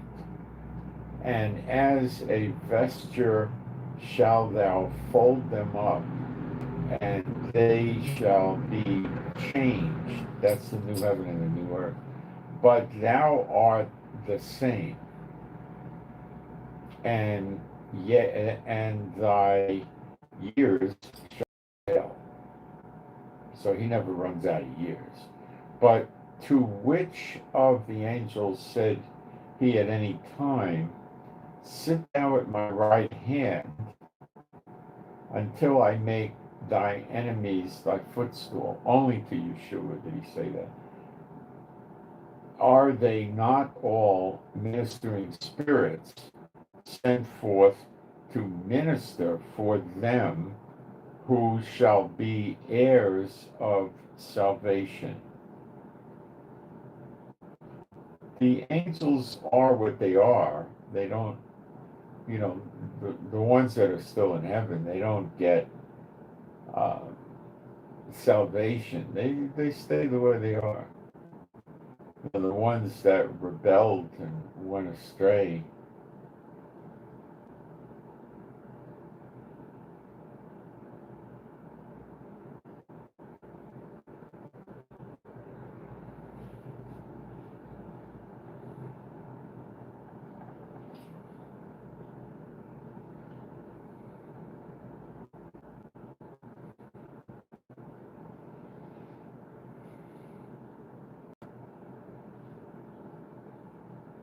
all right, we'll go to 2.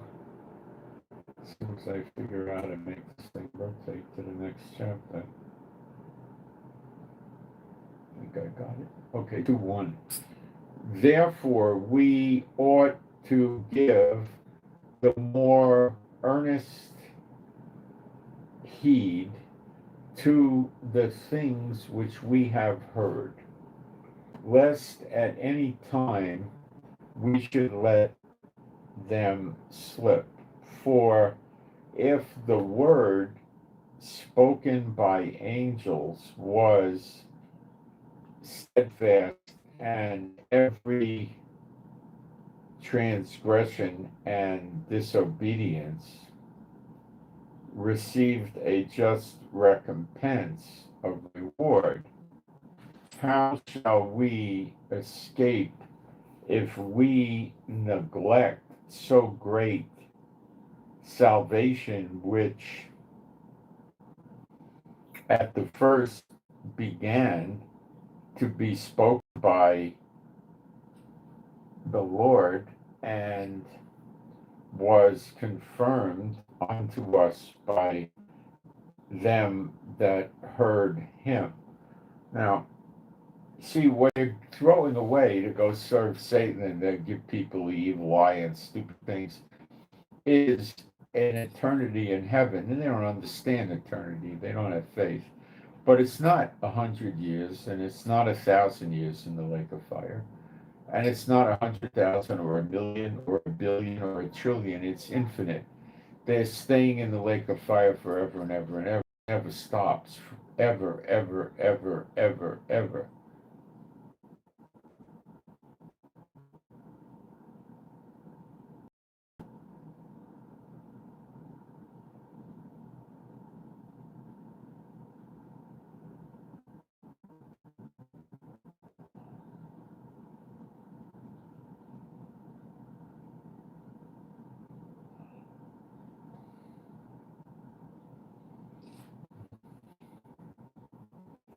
God also, bearing them witness, both with signs and wonders, with diverse miracles and gifts of the Holy Ghost, according to his own will. One of the witnesses to the unclean spirit serving people and the atheists and that is our dedication and commitment to the faith, in spite of all the bad things that they throw at us.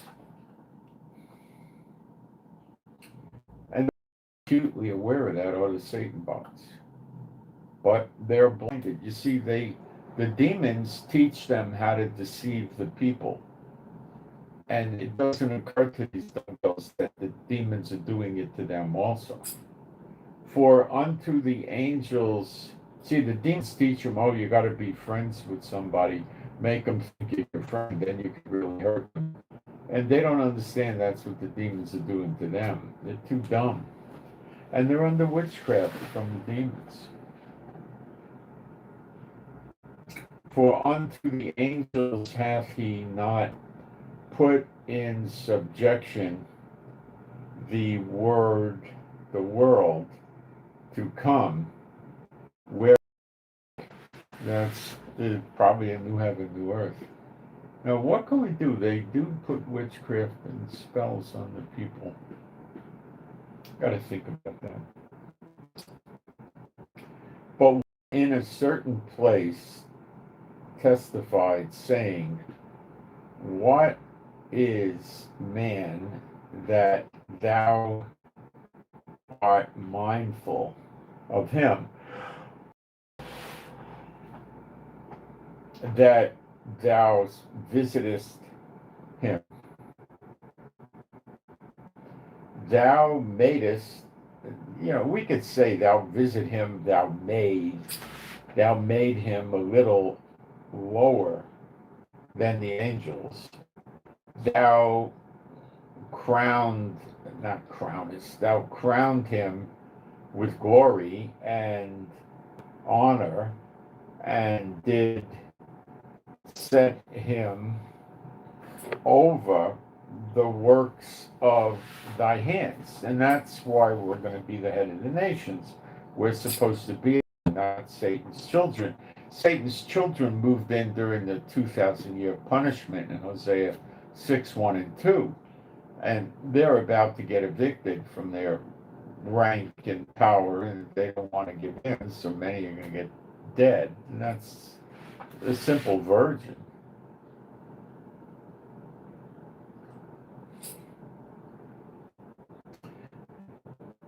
Thou hast put all things in subjection under his feet, for in that he put all in subjection under him, he left nothing that is not put under him. But now we see not yet all things put under him.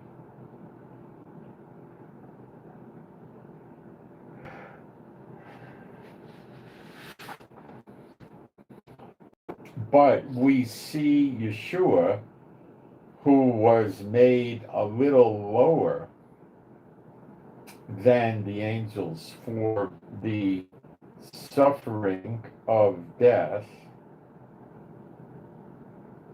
crowned with glory and honor, that he, by the grace of God, should taste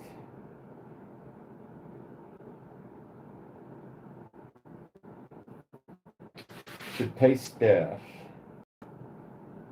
for every man. For it became him for whom are all things, and by whom are all things, in bringing man sons unto glory, to make the captain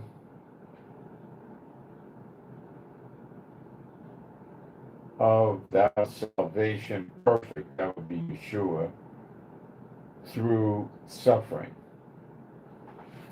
He became perfect through suffering, and I suppose we go through the same process, and it's about coming to the end of the suffering line for us now. I think with the keys to the kingdom, we've reduced it a lot. For both he that sanctifieth and they who are sanctified are all of one, for which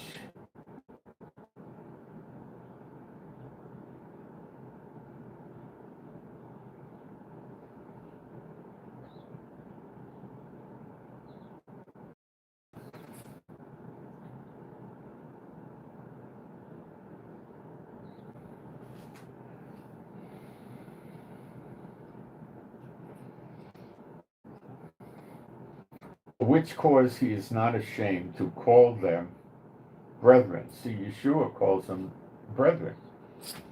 Well, you did it not to the least of these, my brethren, you see. Saying, I will declare thy name unto my brethren. In the midst of the called out, the ecclesia, the called out ones, will I sing praise unto thee.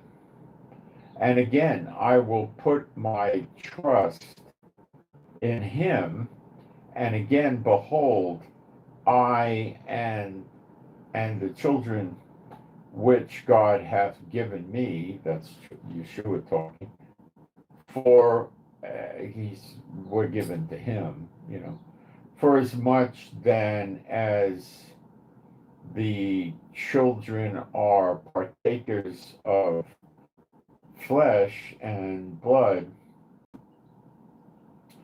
he also himself likewise took part of the same, that through death he might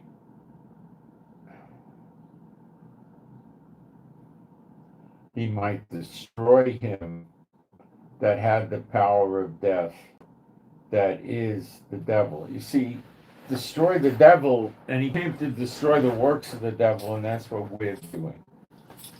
We're doing the works of the devil. Now, I've been praying that the Lord shows me the other locations where what's going on in Monaco also goes on in other locations for different races, creeds, geography, and stuff like that. I haven't gotten an answer yet, but I expect we will. So you can pray for that too, and we'll attack spiritual warfare-wise those places too. There must be several, and I'd sure love to get them.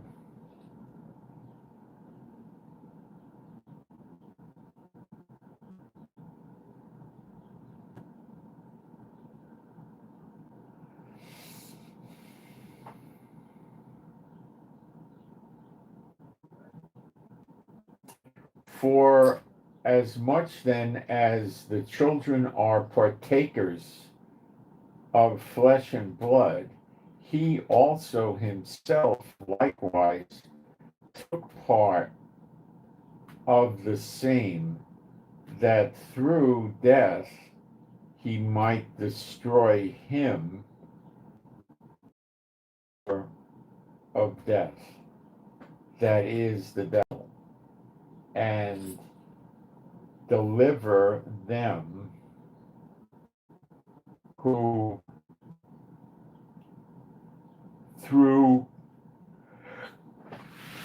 fear of death were all their lifetime subject to bondage. You see, when we get into New Jerusalem, there's no death there, so we will not have a fear of death. So God is showing Satan, when the millennium's over, it begins. After the millennium's over, Satan's released, and he gathers them like the sand of the sea around Jerusalem and New. That's probably 40, 80, 120 years. It's a period of time. And I'm thinking, maybe I'm wrong, maybe it's a few years, I don't know. Could be 2 or 3 years. And they come to attack, and we don't bat an eye. We just know what's going to happen, and we just sit there and let it happen. And Father God Jehovah comes down from heaven and burns the whole joint up, and the dead rise, and we meet him in the air, and we spend eternity up there, and that's that. For verily he took not the nature of angels, but he took on the seed of Abraham. Now, Enoch and Elijah are doing the same thing. So is Apostle John. Wherefore, in all things, it behooved him to be made like unto the brethren, that he might be a merciful and faithful high priest in things pertaining to God, to make reconciliation for the sins of the people. Because he went through the flesh, he knows how bad the flesh is. The flesh stinks. It's horrible. It'll drag you down. He knows that. So he wants to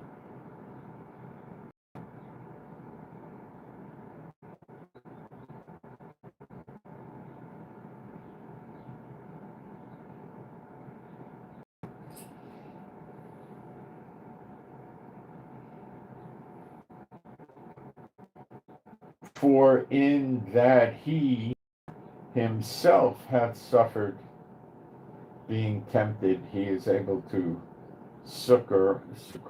comfort them that are being tempted. And the same thing is with Elijah and Enoch and Apostle John. They're in the flesh and they understand what the people are going through because they're in the flesh. And that's why they'll be nice and merciful to everybody and help everybody. Because they know how hard it is. Being in the flesh is very, very hard. Now, the next phase, everlasting life, where the Lord's in our heart and we have the heart of flesh, things will be much, much, much easier. And because of that, we'll be much, much happier. And then when we get into New Jerusalem, which is only a 70-year spread, roughly, from now, roughly, you have no death. So it gets better yet. And then Satan is shown, look, my people didn't move. They didn't do a thing. And then what happens?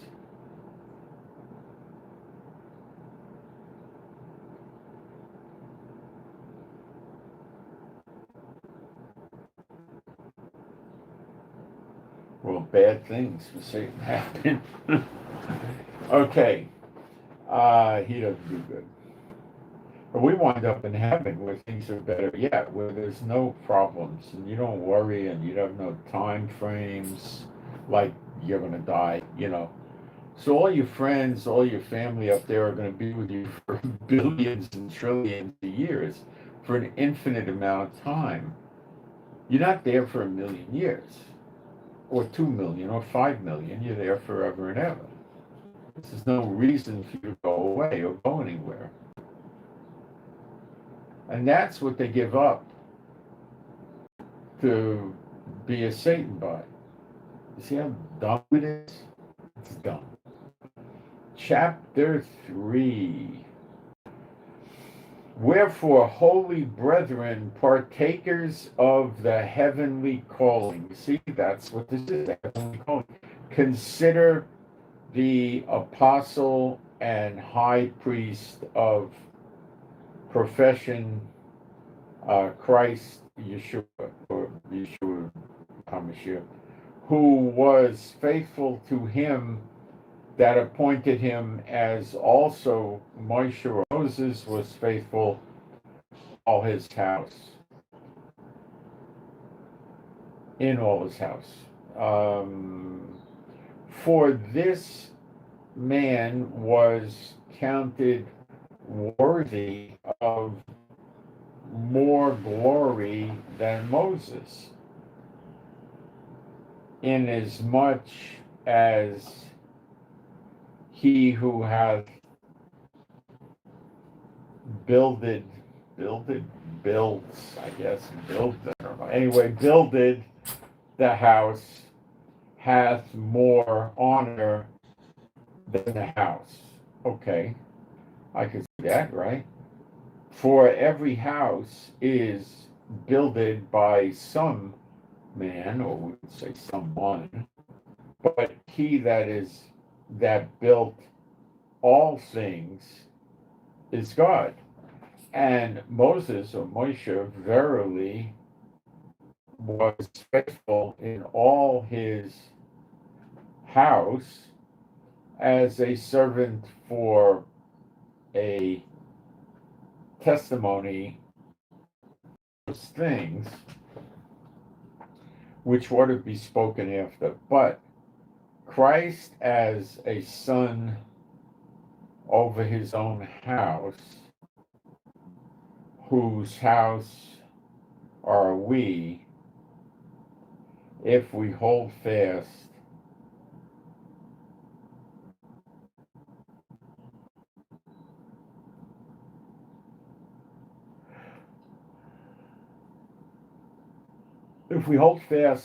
the confidence and the rejoicing of the hope firm unto the end. You gotta hang on right to the end. Wherefore, fast, what? Wherefore, as the Holy Spirit saith today, you will hear his voice, harden not your hearts, as in the provocation in the day of temptation in the wilderness. That was when they left Egypt. When your fathers tempted me, proved me, and saw my works. For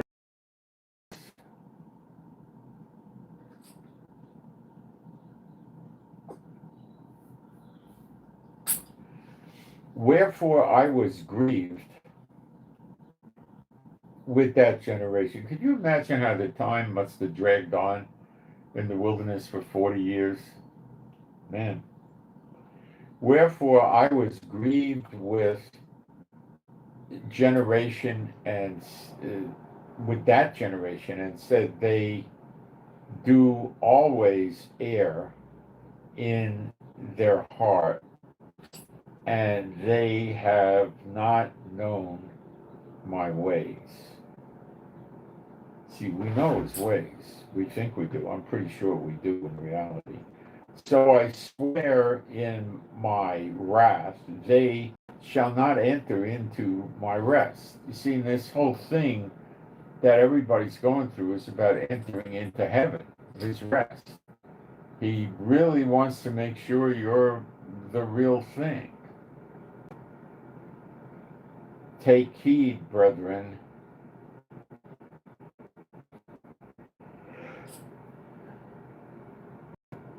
lest there be in any of you an evil heart of unbelief in departing from the living God. See, that's the people backslide, and a lot of them never come back. Committing a sin inadvertently and so forth, or, messing up, that's not, unbelief is really just turning against God. But exhort one another daily. We try to do that, don't we, with the praying, preaching, while it is called today, lest any of you be hardened through the deceitfulness of sin. For we are made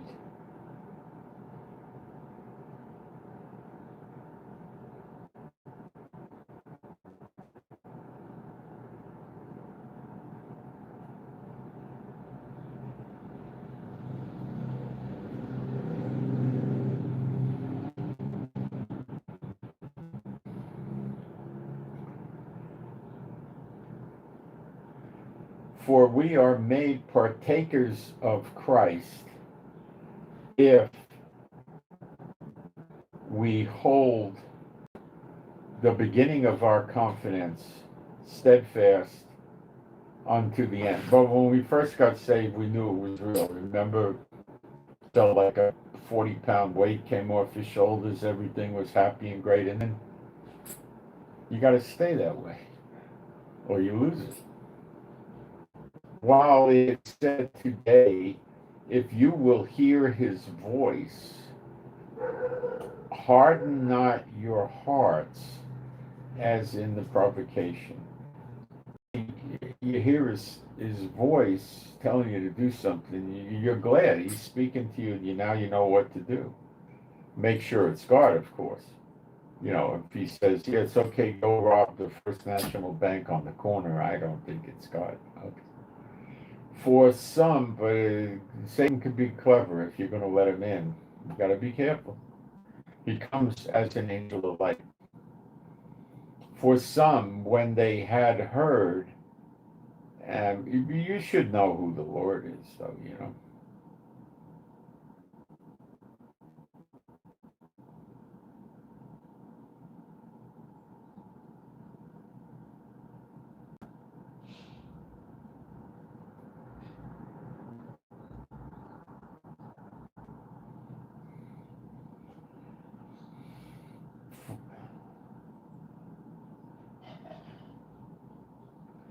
For some, when they had heard, did provoke, howbeit not all that came out of Egypt by Moses, but with whom was he grieved 40 years? Was it not with them that had sinned, whose carcasses fell in the wilderness? And to whom swear he that they should not enter into his rest, but to them that believe not? I think we'll have a rest for some years, after we get redemption. Then there'll be the falling away, and then we'll go into New Jerusalem after millennial rest. So we see, now we'll get a real taste of heaven there, because the same people in New Jerusalem will be with us for 1,000 years, who are rejoicing all the time and everything, no death. I don't think we're going to see dog poop on the see-through gold streets, guys. I don't think they'll be there. We'll be eating fruits and vegetables, well, fruit. So we see that they could not enter in because of unbelief. So we have to be careful about unbelief. And I see people falling away. It doesn't mean they won't come back, but generally they won't come back. All right, let's see what we got going on here. Live stream.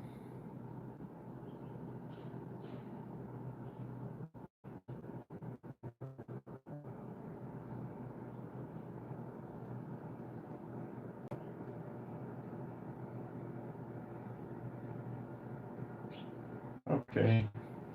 Well, my Heavenly Father, Jehovah B'Shem Yeshua HaMashiach, I pray for all the true believers and their households that follow the channel and the Twitter and the Telegram, that have the true gospel and walk in it. I pray that you lift all the problems off them and give them resolutions for anything they need resolved. I pray they have adequate finances and then some. I pray your healing and recuperative power flow through them, that they don't get sick, ill, or hurt, and keep getting healed. I pray they be happy, healthy, and whole, and safe and secure, and their animals and pets too. And I include myself and my wife and our animals and pets in this. And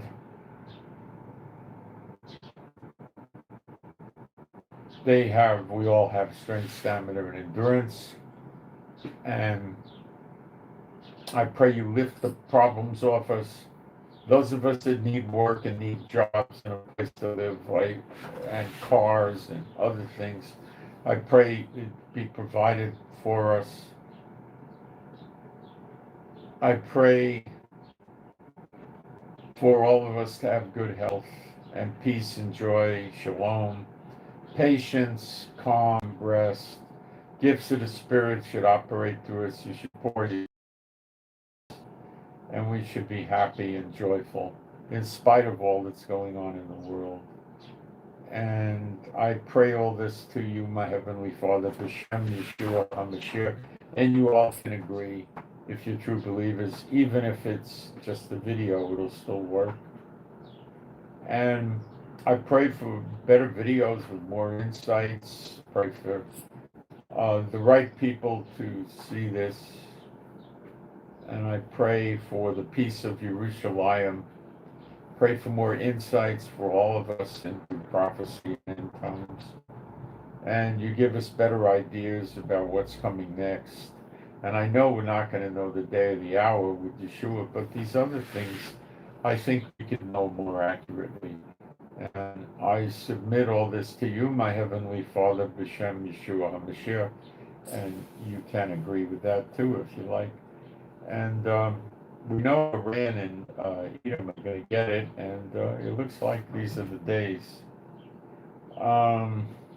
when you look at Ukraine and Russia, Ukraine doesn't do a lot about hurting Israel. They kind of get along. Zelensky's a Jew, for crying out loud.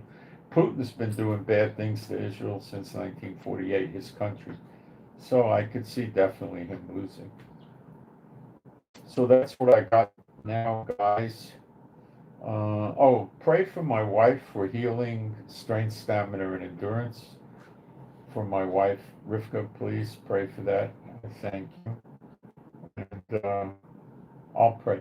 I pray, my Heavenly Father, Jehovah, for Rivka, for her healing and strength, stamina, and endurance, all kinds of healing. And I ask you for this, B'Shem Yeshua HaMashiach, and you can agree with it. And I'm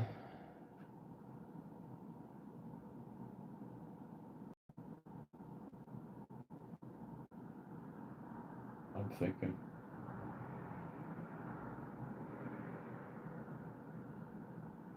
Pray for somebody to help me with some repairs I need to do. I have some watches that are very old, and I want to bring them to life, like they're digital, put batteries in them.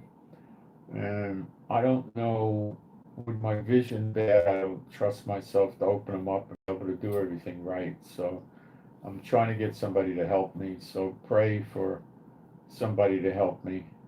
B'Shem Yeshua HaMashiach. I don't.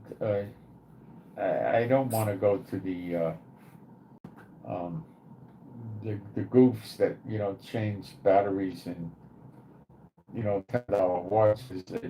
These are not $10 watches. They're 25, 30 years old, but I think they could come back to life. And they're not gold or anything, but one's like a polymer and the other's, I think, titanium or something. But I like to bring them back if I could. My problem is being able to see the watch at light because of my eyes. So if it's bright, I have trouble sometimes, and if it's dark, the watch has to light up right. It's a long story, but I'd like to revive that. And I got another one or two watches laying around I'd like to revive. So appreciate it if you pray for me to figure out how to get some to help. If I go to the factory for these watches and send them and say, they're going to tell me they got to do the seals, they got to do that because it's old, and they're going to give me an $800,000 bill. That's the problem. So I kind of got to do it myself. So I got the batteries. Now I got to figure out. If I try to do it myself, what'll happen if I can't finish it is the watch will be left open, and that's dangerous to leave these watches open because junk gets in on the movement. Then you got to send it out for $800 or $1,000. They got to take it apart and clean the whole thing out. It's a mess. But these are really nice watches if they can get running again, which should work. I don't know. They're digital, and digital doesn't really have moving parts, but one of them's analog digital, so it does. I'll see. I think these things go back to the 1999, 1988, 1998, or 2000, something like that. Maybe 2001. They're about 25, maybe more years old. So I don't know how well they're going to do, but it's worth trying, right?